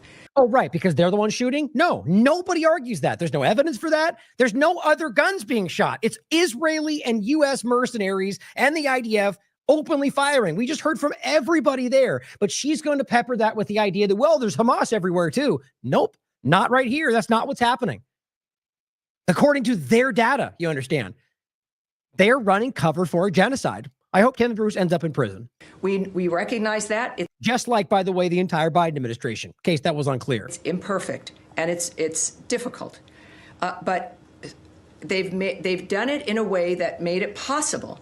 I don't know what has made the others so vulnerable to theft and hijacking and everything else that has really only landed the food with Hamas. And we saw that with this weekend, and then a few weeks ago, another dynamic where trucks themselves, the entire truck was, multiple trucks were hijacked. So I don't know the entire UN plan or their decision-making process. What I do know. And why is that? Shouldn't that be your entire point? Shouldn't you guys care what they're trying to know? Because, they're Hamas, and you just get disregarded. There's not even an effort to work with them, as you just heard. Imagine making these arguments and not even knowing what they're trying to do, but at the same time claiming they're not doing it right. That's how stupid these people are. Their own narratives show you that they don't know what they're talking about or that they're lying to you. It's that simple. Is that GHF did it differently, and the different approach has worked. So killing people works for them, right? One less food, mouth to feed, apparently. Sure as hell works with what they're trying to accomplish, which is not feeding people. The result of this system is starvation, and everyone can see it. I mean, this is beyond any doubt now. You see what he said? They're just like, just shut up, Tammy. Nobody's buying this. Everyone can see it's about starvation. It's not secret. Imagine standing this line. I mean, let me ask you this. If you were Tammy Bruce and maybe you didn't know, maybe you're just going along and suddenly you're in this position and you're like, okay, that's a genocide. They're actively, what would you do? Would you just keep going? Well, it's my job. Or would you recognize that makes you an evil person and go, you know what? I'm going to step away from this because I didn't see it, but now I do. Remember that. And a bag of flour is costing $70. So the value of those commodities actually to Hamas or other groups that want to steal them has gone up under this system. Well, meaning that because of how they're doing it now, it's only increased the possibility for that. And guess who the ones are that were selling it to begin with? Them. That's who we're talking about. These are the ISIS-linked elements that are literally in charge of this, who were just before this working with them to steal and resell it. It's very simple. Look, we know, without needing to refer you to the Treasury Department, that supply and demand is an issue wherever you are. And of course, we're talking about this as though it's like a city in distress. It is an obscene result of obscene mass murder and madness. It is not a normal environment. It's not a human. Oh, right. October 7th, in case you're confused about what she's just referencing right there. That's only that day. That's all that matters. It's all because of what they did then. That's why it's all bad. Who cares about all the bombing and genocide and starvation and biological warfare? All the stuff that happened between then doesn't matter. It's all because of that. Human environment. It is placing, as I've said from the beginning, the first victims of this situation have been the people of Gaza. And it is time, and President Trump has pointedly made this declaration about his intentions, is that this is going to stop. And it requires new ideas. It doesn't, the old ideas may be. Oh, in case you just missed that clumsy statement, his big thing is it's going to stop. That's what Trump's plan is. It's going to stop. Okay, cool. Maybe not, though, because you clearly keep driving it forward. My opinion about her little rant right there was clumsy, and she lost the plot for a second. We were well-meaning. And they kept doing it. It was always the same result. Maybe it's well-meaning. I can't speak to that. What everyone needs to recognize is that the current situation works, and yet there is still. Can you even imagine that? Like, the entire premise from what everyone's asking is that it's not working. People are starving to death more than they ever have. Less food's getting through. More is being sold for liar because the same Israeli-linked ISIS gangs are doing the same thing. And now you're going to claim that this works? You realize just based on their own metrics, more food was coming through before. So here's an interesting thing. Explain to me how this works better when you're getting less food. Maybe it's because that's not what you're trying to accomplish. Did she just let that out? I don't know. This bizarre resistance. It was always the same result. Maybe it's well-meaning. I can't speak to that. What everyone needs to recognize is that the current situation works, and yet there is still this bizarre resistance. And I just stop it again. Like, have you seen a single example of this working? There's never once been a day where there's been some even-handed trade-off where here's food. It's always some people being shot at, executed, shot on along the way. We don't even get to see that. That's been reported by everybody on the way there. The miles and miles they set it up away from them. They get shot along the way by the IDF, picking them off. To her, that works. But this crazy resistance. Look, I'm here because I love the country, as are our diplomats. And there are other things that go on in the world when it comes to finances and, Hamas being able to use a dynamic like this for its own benefit. That's horrible. What are you talking about? Why? What was the point? You're just clumsily going, but Hamas can do bad things, and that's just bad. What did that have to do with anything? You're just rambling. You're just trying to go. What would Israel want me to say right now? I just can't stand how bad this is right now. It's genuinely getting under my skin. Not the online. I'm just the idea that we're watching a genocide play out in front of us. It's the same thing. We all see it. We all see it. Everyone knows it. They know we know it. These people are staring you in the face and telling you the lie when they know that you see them. How else do you make sense of that? But what we know is that we had to get food to people in the meantime and then change the dynamic on the ground, and that's what we're doing. All right. I know, Saeed. Yes, sir. God.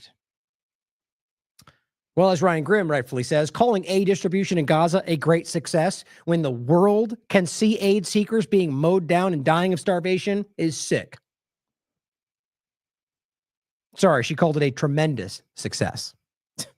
I mean, come on. Really?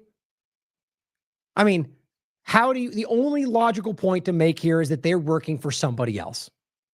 I'm not saying that that's what it is, the case. That's just the only thing I can think of that logically explains this. But as always, there could be something else. Here's another example. As Israel starves, Asal Rod writes, for the world to see. At least some reporters are pushing back. Now, this is the State Department, or rather, which one was this? That Israel controls. Which one was this again? That's strange. I'm thinking this was the White House briefing. No, this is the state. Well, that one was the White House briefing. Anyway, the point is it's another government briefing and the same thing, the same aggressive pushback to the press corps having the nerve to call it out. Question, is the U.S. okay with Israel allowing civilians to starve so long as Hamas and the UN refuse to play by Israel's rules? That's actually what somebody asked. Watch his response. We all acknowledge, obviously, that Israel controls Gaza's borders completely, and it is limiting food to the population. Even that, by the way, and it's acknowledged as fact because it always has been, because it's been forced in now, but that was in the beginning of this, something they called blood libel. You know, that they control every aspect of Gaza, which means it's an occupied territory in every legal sense. It's the truth. Everyone knows it. Because Hamas has not agreed to its terms. I know, and it is limiting food to the population because Hamas has not agreed to its terms. I guess both are State Department. That's right. Okay, you know what? Now, that's funny. You know what's funny? Where is Matt Lee not in? I'm used to seeing Matt Lee right there on the left. That's why, or the far right. Anyway, so apparently both are State Department. Sorry, I won't stop again. And it is limiting food to the population because Hamas has not agreed to its terms. I know this question has been asked in many different ways. I'm going to try this way. To be clear, is the U.S. government okay with Israel allowing children and adult civilians to starve so long as Hamas and the UN refuse to play by Israel's rules for aid distribution? I reject the premise of that question in terms of how that was set up.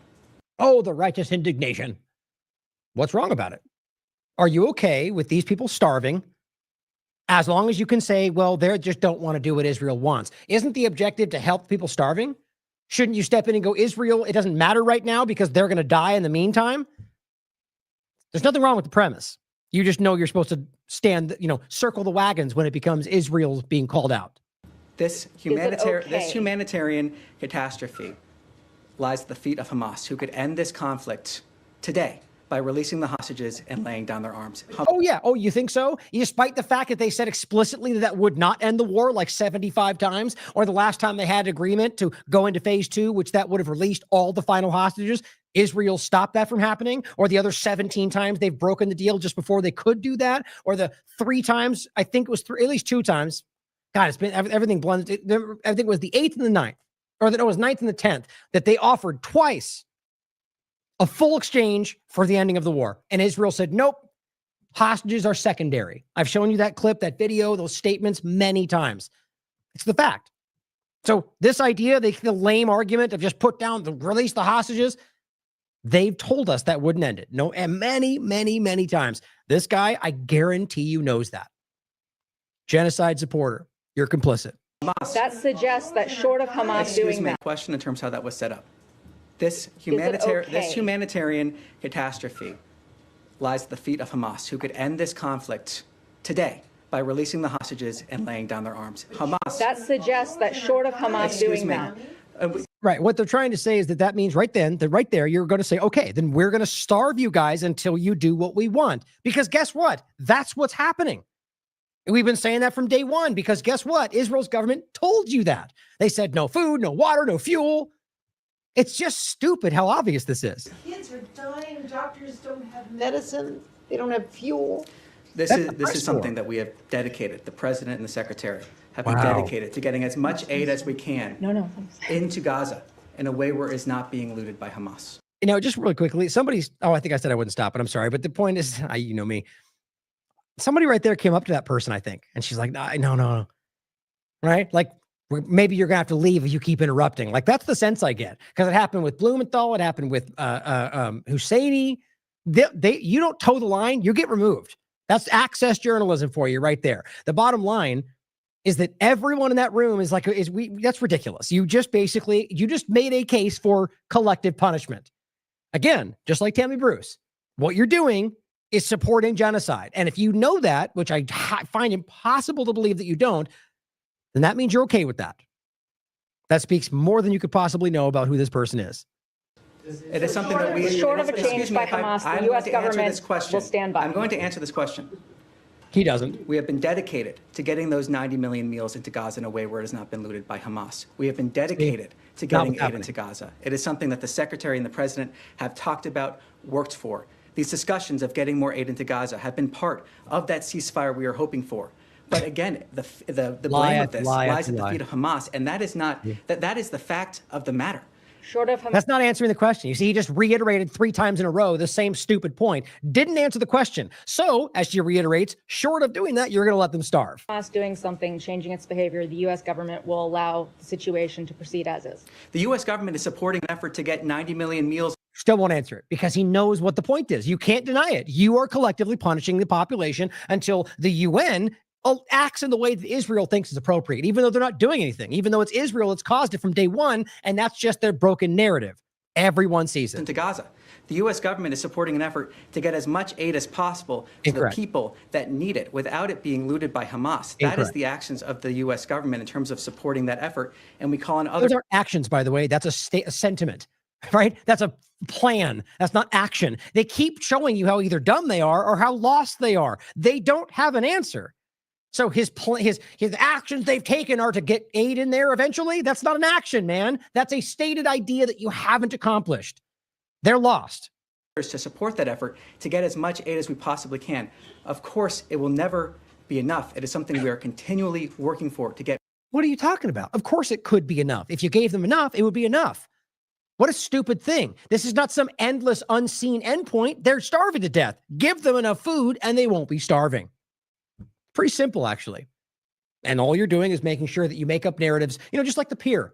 They spent all this money, American tax dollars on it, by the way, and then used it to carry out an operation that killed Palestinians, and they left. That's what happened. And they'll defend it. More and more aid in what ways we can without being looted by Hamas every single day. Last question. Has President Trump seen images of the children or other civilians starving recently this week? What I can speak to is President Trump's comments before that he has said publicly about wanting to get aid into Gaza. Right. Narrative. You can't even respond. It's like he didn't even ask a question. What about the dead children? Yes, aid will come in tomorrow. It's impossible. These people are impossible. They know what they're doing. Their job is to lie to you guys. We all know that. They know that. I wonder if that lady will be there tomorrow. Probably not. Now, here's the interview I did with Robert Inlakesh about this, and this is one of the guys. It was a public story. It was very public. These are ISIS-linked elements that they now are admitting they're connected to. Shouldn't be surprising. Same with Al-Qaeda in Syria that they're currently working with, and always have been, by the way. The point is these ISIS-linked gangs are the ones that were stealing it before, and they were making that happen. Now they're the ones helping kill them at the food sites. It just couldn't be more obvious. Aaron Mate. Israel, in quotes, I think should go by the name evil, has blocked the UN aid delivery system. Fired at the most recent WFP convoy, it did allow in, as we just reported you, for 3 different points, and routinely massacred desperate Palestinians, risking their lives to get, quote, aid from the GHF. And no one is holding this embodiment of evil back. Here's what Israel says. Nearly 950 aid trucks are waiting at the border. So who's holding them back? The UN. They're lying, guys. Every single person in every other point of the story is telling you they're lying, and they just keep screaming the narrative, and everyone in power continues to try to support it. That's how gross this is. And what does that show you? What does that show you about the power structures who are willfully supporting a genocide, even though you see them doing it against their interests? You could piece that together. AIPAC says the food, medicine, and aid are in Gaza. The UN won't distribute it. That's AIPAC. The Israeli entity that pretends to be an American group. AIPAC is spreading lies, Ben Rhodes says. The Israeli government is starving Palestinians, and everyone knows it. How can we trust Democrats to fight for anything if they take money from people who lie and lie? See, not a partisan, guys. Left and right, they're both captured. It's obvious, and they'll support this. Here's the clip I played before. I won't play it again since I played it just a second ago, but the point is simply Ambassador Mike Huckabee. Here are photos of UN trucks and food. It's all because of the UN. They won't let the food in. He's just parroting what the Israeli government told him to say with the same damn pictures. That would be going in if they would let it in, if they wouldn't stop it, if they wouldn't kill them when they went. And that's been proven every single time they had the opportunity. Again, you could prove these things with, if you look back through our reports or anybody else over the entire process from October 7th forward, it's been every time.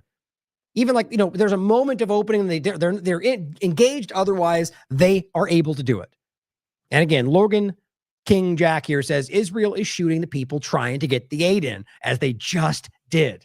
And Mike Huckabee, Zionist, religious Zionist, showing you what he stands for. Elon Levy doing the same thing with the same clips. Says instead of accusing Israel of blocking aid, which is what they're doing, the UN should clear the backlog, acting like these are separate things, right? No, it's because you won't let it. But he knows what he's doing. The fired propagandist. This is interesting. Niz says, hey, Grok, is it plausible that 115 aid organizations that today warn of starvation in Gaza due to Israeli actions are all lying to us, but that Benjamin Netanyahu and his former spokesperson, Elon Levy, are telling the truth? Grok says, no, it's not plausible that all 158 groups are lying. Their July 23rd, 2025 statement on mass starvation due to Israeli restrictions aligns with UN reports of impeded aid distribution and 111 famine deaths. Even Grok calling it out. Probably be deleted by tomorrow. John Conricos, the previous, he's still part of the Israeli manipulation network, but he was, right now he's like a senior fellow, former IDF spokesperson. He says the UN-based system of aid distribution has been failing the people for years. No, you guys have been failing them on purpose.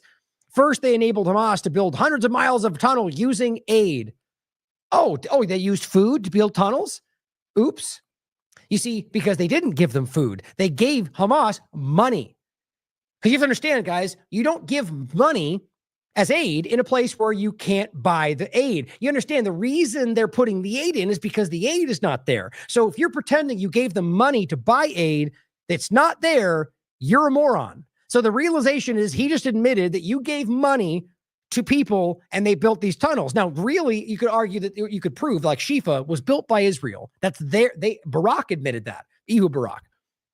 My point is, he's saying that giving Hamas, here, I'll play it again. It's been a while. It's been a minute. Make sure you see this. So are you saying Benjamin Netanyahu deliberately boosted Hamas to try to prevent a Palestinian state? Yeah, sure. He deliberately and systematically even told, is on record, whoever wants to avoid the threat of a two-state solution has to support my policy of paying protection money to the Hamas. So what we did, with the permission of our Prime Minister, is to let Qatar to transfer a huge amount of money in cash, probably more than $1.4 billion. By doing it, we increased the power of Hamas. We did everything in order to make sure that Hamas will go on controlling Gaza, and Palestinian Authority will control the West Bank, so they will fight each other. Okay. Very clear, right? So when he comes back around and says they enabled Hamas to build hundreds of miles of tunnels using aid, right? Because that's what you gave them, not UN, because the UN wasn't giving them cash, you complete clown. So they then facilitated Hamas's control over Gaza, which you created, which you drove into reality. And now you're using to justify the execution of Palestinians. And now they're providing a losing terror org with life support. Not what's happening. This says almost 1,000 trucks worth of aid are waiting in Gaza. Israel isn't blocking aid, the agencies are. No, it's not what's happening. Everyone's just so desperate to hide what's going on, and you guys are doing a terrible job. In case you don't remember, here, Mossad chief visits Doha, urging Qatar to continue Hamas financial aid, 2020. Here is the Haaretz.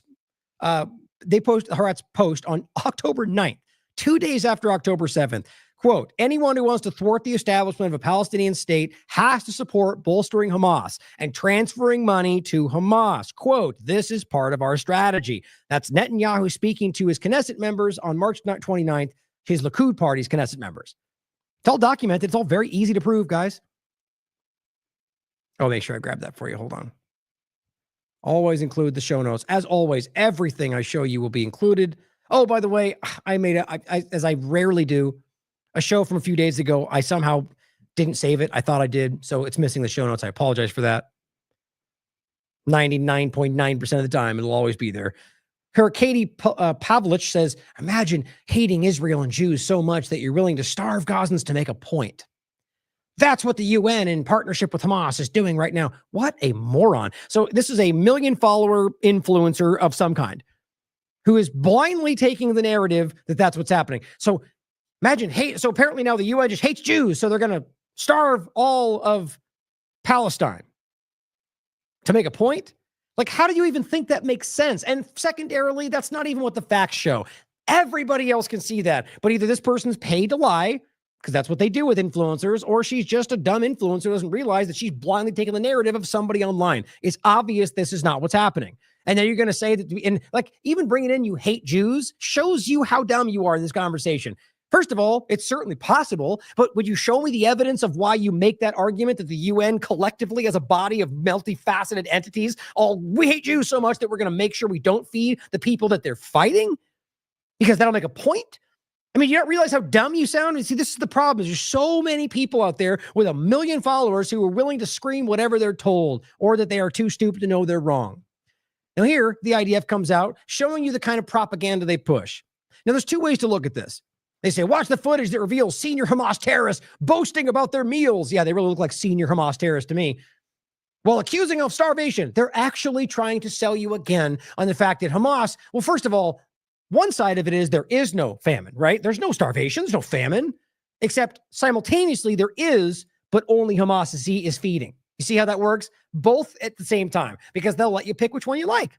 You got to love Israeli propaganda, you get choices. The bottom line is they're lying to you, and they can prove it with their own propaganda, like that.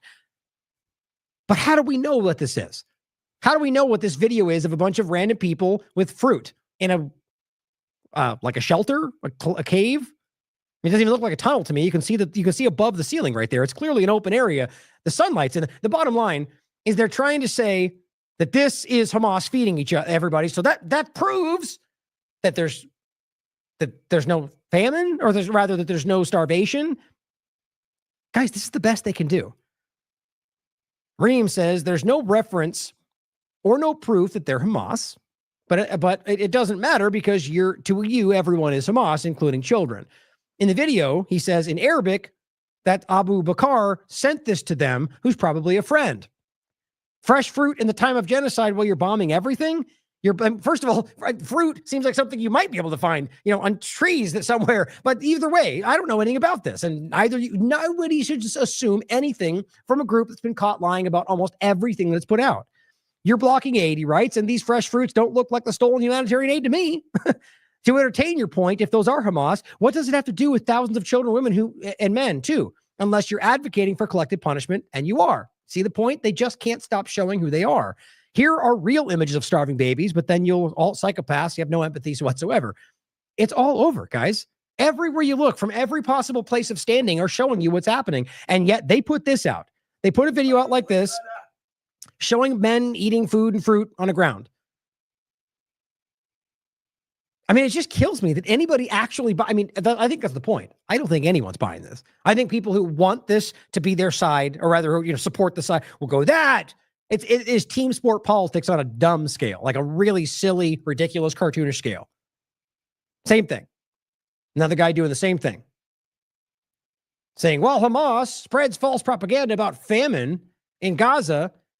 Here are recent recordings from tunnels in Gaza as they eat like kings.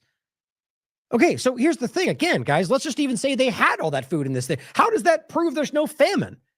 And how does that then prove that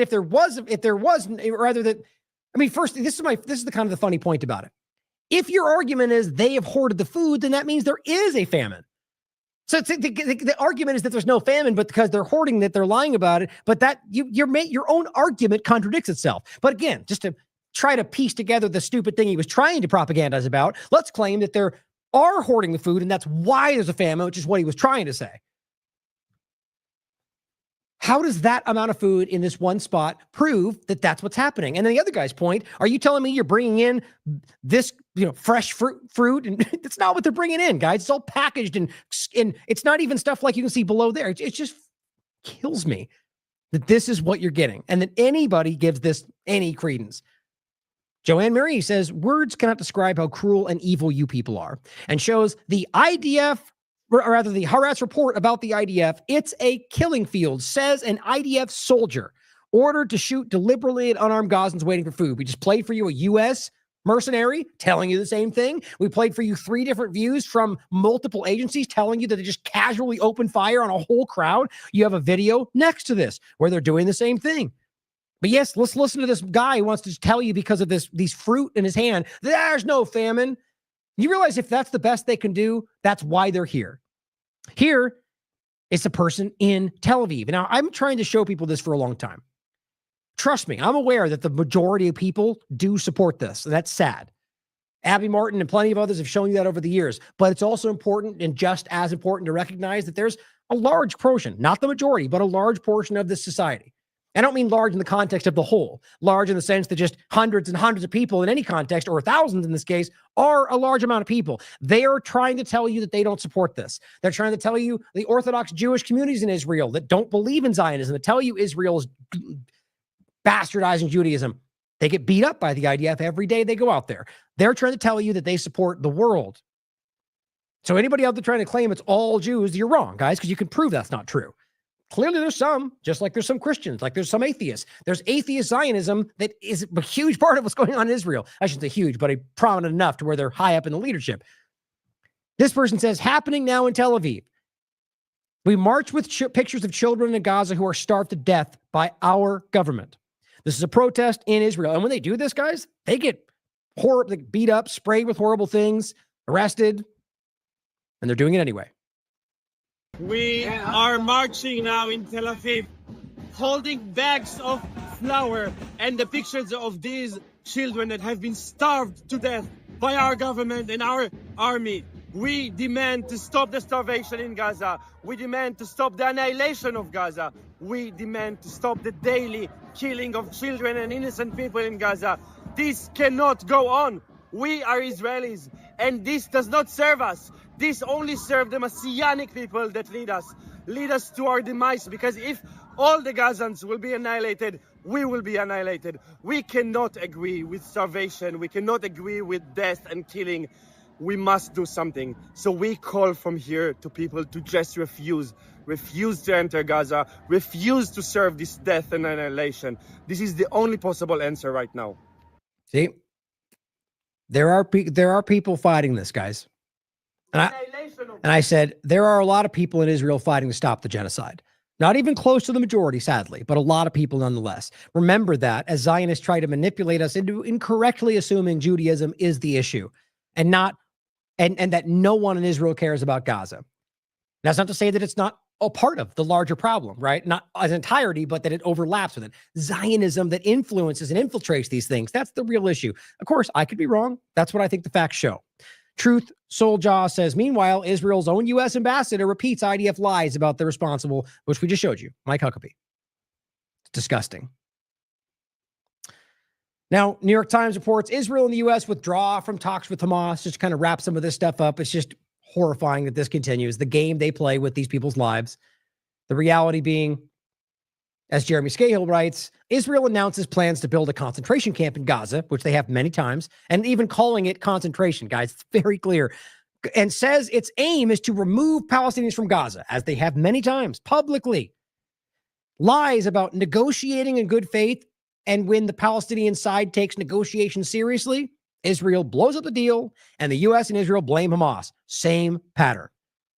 It's where we are. Same thing. Here's the Special Envoy, Witkoff, who's made his stance very clear.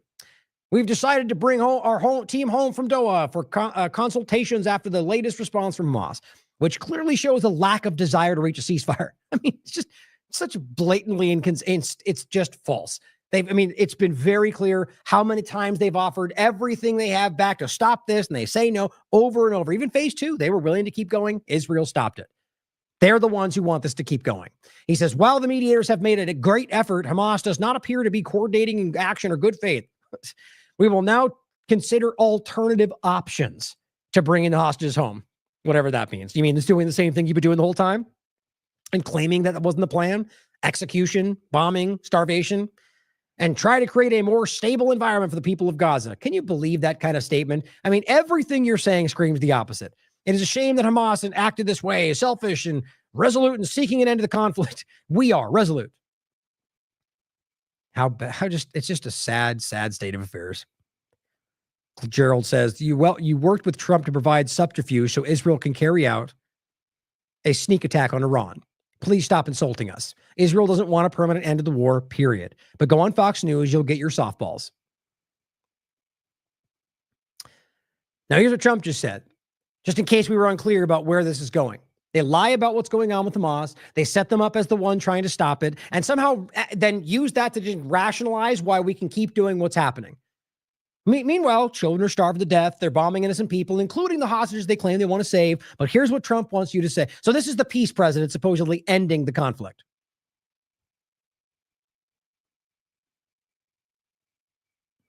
I'm so funny. There it is. I knew I had this. They pulled out of Gaza. They pulled out in terms of negotiating. It was too bad. Hamas didn't really want to make a deal.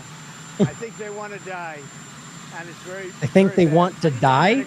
It got to be to a point where you're gonna have to finish the job. They really That was always the plan, guys. He said that before he got elected. You got to go in there and finish the job. Coward, absolute coward. Right? So if you wanted to do this from the beginning, you should have just said that. Right? Like not go in and finish the job, but say this, I'm going to back Israel no matter what, which by the way, I guess he kind of did, but he sold everybody on this peace idea that we were not going to stop this. Day one, we're going to stop it. We're going to call it out. Hopefully. I think they want to die. I don't know how anyone could support this. That's the thing. Don't forget, we got a lot of hostages out. So now we're down to the Oh, good. So I did that and I did this. I got a lot of that. That's the idea. Don't forget, we did something. Yeah, I'm pretty sure that's not going to overshadow the genocide you're supporting. And they know what happens after you get the final hostages. And basically, because of that, they really didn't want to make a deal. Decipher the 100 times, a million. Just the last one with phase 2. They were ready to release all of them. They said that was confirmed by them. By the negotiation team. Israel was the one that stopped it. They claimed there was a new argument that Hamas. Well, you don't add the new thing. You've already agreed to the deal, and all they did was do something they knew wouldn't be okay, and they blew the deal up. Look, just to be clear about this, guys, Trump knows that he is lying to you right to your face. If you're okay with that, then that's fine. I'm not. So they pulled out and. They're going to have to fight, and they're going to have to clean it up. You're going to have to get rid of it. Right. And in the process, kill everybody else there, all the hostages, all the innocent people. Keep starving them in the meantime. These are bad people, guys. There's just no way around it. Israeli minister, the people that he's talking about right now that we're going to work with. Israeli minister, Gaza will be wiped out and will become totally Jewish. Yeah, that's what Trump supports, in case you were confused. That's what he's supporting. It's not secret. It's right on the surface. If all you do is listen to what he tells you is happening and you don't look for yourself, then you're being played. Jasper, to add a few of the things that are also happening, Jasper Nathaniel says, I'm not sure that people realize how abnormal it is for journalists to be killed in wars. More have been killed in Gaza, 232, by the way, than in the Civil War, World Wars I and II, the Korean War, the Vietnam War, Cambodia and Laos, the Yugoslav War, and the Afghan War all combined. It's not a secret, guys. Another one was just killed yesterday. You can do the math for yourself. It's insane. And all they do is go, they're Hamas. Get evidence to back that? No, not at all. And you can prove a vast majority. I mean, look, are some of them who knows? I don't know. I can't say the same because I wouldn't do the same thing in reverse. I'm not irresponsible like that. But you can prove how many have been killed from plenty more than aren't even from Gaza, guys. Like there's so many overlaps here. Let's realize that there are people that have been risking their lives for the moments they were, not the CNN fake things. But the reality is, regardless of whether you think they're Hamas, when they wear that vest, they're still journalists. And they don't care. They just make that distinction. Same with the human shield lie, same with the hospital lie, same with every other part of this that we could make the same point about.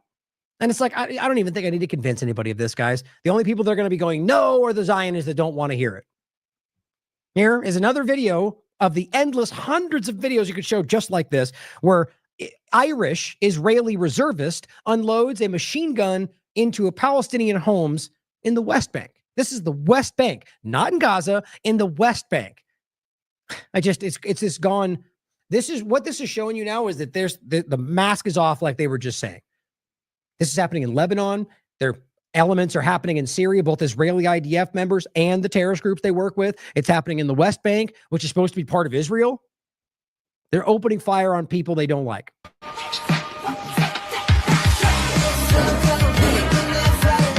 Oh, by the way, in case you're missing the music, they posted this themselves. Proud of it.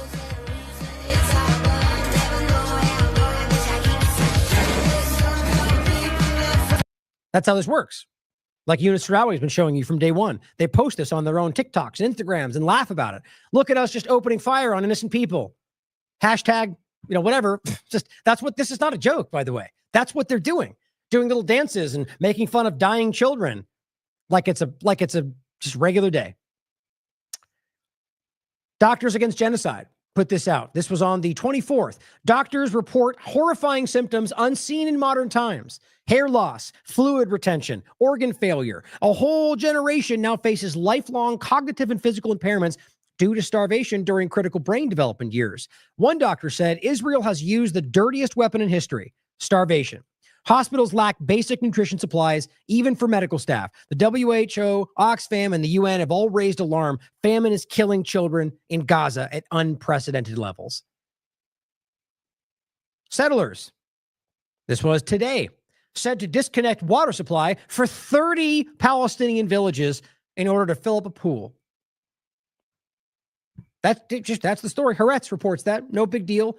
These settlers believe that they're so worthless, the Palestinian lives, that they're gonna turn off the water to 30 villages to fill up a pool so they can hang out that day. That's not a joke, guys. This is what they live in. This is Israel for you. Same thing for Palestinians, same thing for Ethiopian Jews, anybody not considered to be the right kind of person. That's the world they live in. Now, some places are shifting around. Netherlands now has listed Israel among countries posing threat to it for the first time. The world is seeing this, and even the governments are starting to recognize that their peoples are moments away from turning on them if they don't start calling this out too. So that's my point about the opportunity. They're weighing, is Israel going to is it going to expose our blackmail? Is it going to take our country down? Is it going to attack us personally? Or am I going to lean in with my people? Well, that's the game they're all playing right now.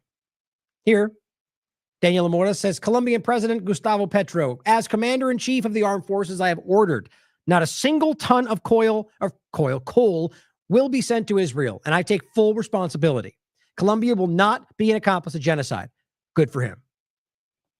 Benjamin Netanyahu comes out and attacks Macron after Macron, the weak, fair weather politician that he is, leaning now in with the opportunism, which I'm glad to see. My point is that he's always been he's a blind global supporter. The point is he's now falling away because he realizes he's making him look bad. But the point is he agreed, to France through Macron, said that they would acknowledge a Palestinian state.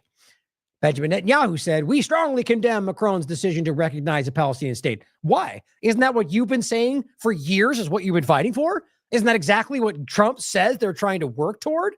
I mean, you realize he didn't say in Israel, which is what most people are talking about, including the Israelis, saying, including the Palestinians, two-state solution. But all he said was, we'll acknowledge a Palestinian state. We condemn the thing that we've always pretended we wanted, is what he's doing. Palestinian state next to Tel Aviv in the wake of October 7th. Who said next to Tel Aviv? So that means anywhere in the world? Well, that's what you keep telling us you're going to create somewhere. Give them a state. So they're just obviously, Palestine needs to stop existing for them, because that is the point that you realize that Israel is the illegal state. So get rid of them. No problem, right? Such a move rewards terror and risks for creating another Iran proxy. God, just as Gaza became, he's still forcing the idea that somehow it's Iran proxy. Do you realize how dumb that is based on everything they argue? Hamas is not even they're not even ideologically aligned. On top of that, same with the ISIS element. Like, it's just so lazy. They just keep throwing these things on top of it, even though really you could prove this is something that Israel's involved in from day one. In every possible way, including funding Hamas, if you want to make that argument. The point, though, is that he's just trying to tell you they can't exist. A Palestinian state in these conditions, oh, so it's just right now, right? We have to sufficiently destroy them before we can create them. Would be a launch pad to annihilate Israel, not to live in peace beside it. The only one carrying these things out has been Israel. Not in the sense that there hasn't been legitimate acts of armed resistance, yes, that they call terrorism. The point is that the only reason this has been happening from day one is the illegal occupation, the Nakba is going forward. Is let's be clear, he says, the Palestinians do not seek a state. They seek a state instead of Israel. No, that's very opposite of what they're telling you these days. Some of them, sure, the vast majority of Palestinians want a two-state solution. You don't, which we should all see by now. Al-Mizrahi, a crazy shift here. Former Israeli chief of staff and defense minister is now calling on Israeli soldiers and officers to disobey the Israeli government and refuse to follow illegal commands. Now, guys, this may be nothing. It may go nowhere. But historically, the enforcement arm, when that turns sides, that's when things change. Here's what he said. Former chief of staff and defense minister. Here's what he said. Heads of the defense system, the chief of staff, the heads of Mossad, acting heads of Shin Bet, the evacuation of an entire population from their homes indiscriminately, the systematic destruction of their homes, and their concentration in a confined area in a humanitarian city, in quotes, for the purpose of voluntary deportation. This is a series of war crimes under the law, not to mention our moral values. Now, whether he means it or not, maybe it's opportunism. I don't care at this point. I'm not going to trust the next thing he says, anybody. But that is something we should call out and raise up. He says, shooting and killing, not in a life-threatening situation. See, he sees it. Everyone sees it. This is murder and a war crime. Abandoning hostages to their fate, that's their people, is a moral crime, which is not included in the legal framework of war crimes because no one could have imagined that a government would abandon its own citizens and soldiers to cling to power. They have a name for it. It's called the Hannibal Directive. You were trained and educated to treat the elected political echelon with respect and in a statesmanlike manner, but also not to obey a manifestly illegal order with a black flag flying above it. You may not have noticed. The distinction may be blurring. The dilemma is not simple, but we are already there. It is our duty as citizens to relieve you of this dilemma by replacing the messianic, draft-dodging, and corrupt government. Messianic. But conduct your actions wisely for the future of the state, so that your subordinates will not be required to carry out acts that will haunt them for the rest of their lives and stain our people and our state. Now, that's not to say that they won't get rid of the Messianic aspect of the religious Zionism and then go right back to killing Palestinians. But he seems to suggest otherwise. The point, though, is that there's a lot of concern about that there might just be a kind of change of power and the same things continue. But that's crazy. He's calling on them to stop following these orders, guys. That may very well be a shift in power away from Netanyahu and his horrible Ben-Gvir Smotrich maniac leadership. I certainly hope so. Now, last 2 points showing you that it's clearly not just Gaza, guys. U.S. envoy gives Lebanon 90 days to disarm Hezbollah, says Israel set the deadline. Of course they did. So now you're just going, Lebanon, do what we tell you, or we're going to go after you too. That's what's happening.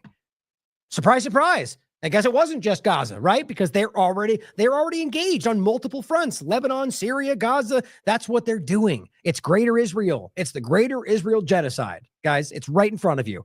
Dave DeCamp, who I'm going to be interviewing soon, by the way, says Trump launched nearly as many airstrikes in 5 months as Biden did in 4 years. There's your peace president, guys. Stop lying to yourselves. He says, it's wild to me that Trump bombed a fuel port in Yemen, massacred 84 civilians, and followed it up with an airstrike on a jail that killed 60 detained African migrants. Nobody seemed to care. That's the world we live in right now. Call it out.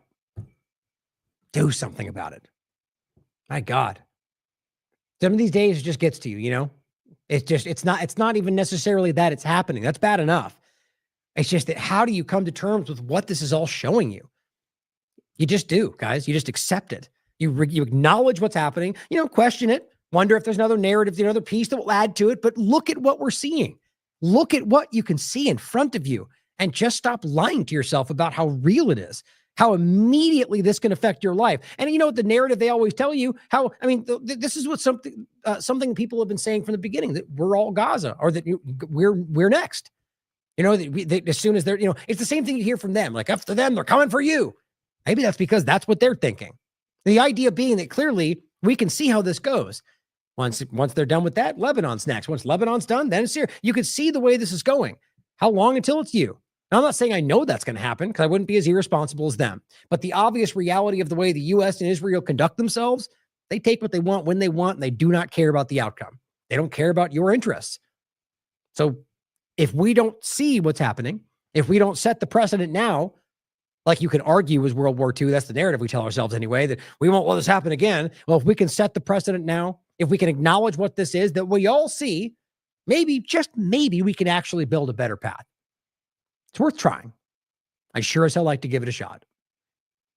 Thank you for tuning in. Thank you for caring. Thank you for having compassion for human life, principles, morals, integrity. Seems in short supply in certain places. Thank you for tuning in. I love you all. As always, question everything. Come to your own conclusions. Stay vigilant. You also Hind Rajab, 6 years old in her car. You all heard the audio, you amplified it. She was 6. She calls the Red Crescent and she says, I'm scared, I'm stuck in the car. They said, where's your family? She said, I'm surrounded by their corpses, they're dead. He tries to read Quran to her. He tells her, reassure her, we will send the ambulance. The genociders were so merciless. When the ambulance turned up 24 hours, the tanks blew up the ambulance. Hind, 6 years old, died alone, surrounded by the corpses of her family. Sidra, Sidra, Sidra was playing with her cousin, running on the roads. They told them, go to the south, we won't touch the south. But they lied. The liars, they lied. They bombed the north and then bombed the south. Sidra, the pictures went viral because of you. You showed the world. She was hanging from the wall with her legs blown off. You have exposed the genociders, which is why they are ringing the bells to get you to be quiet, which is why they are waiting for us to slip up to expose us.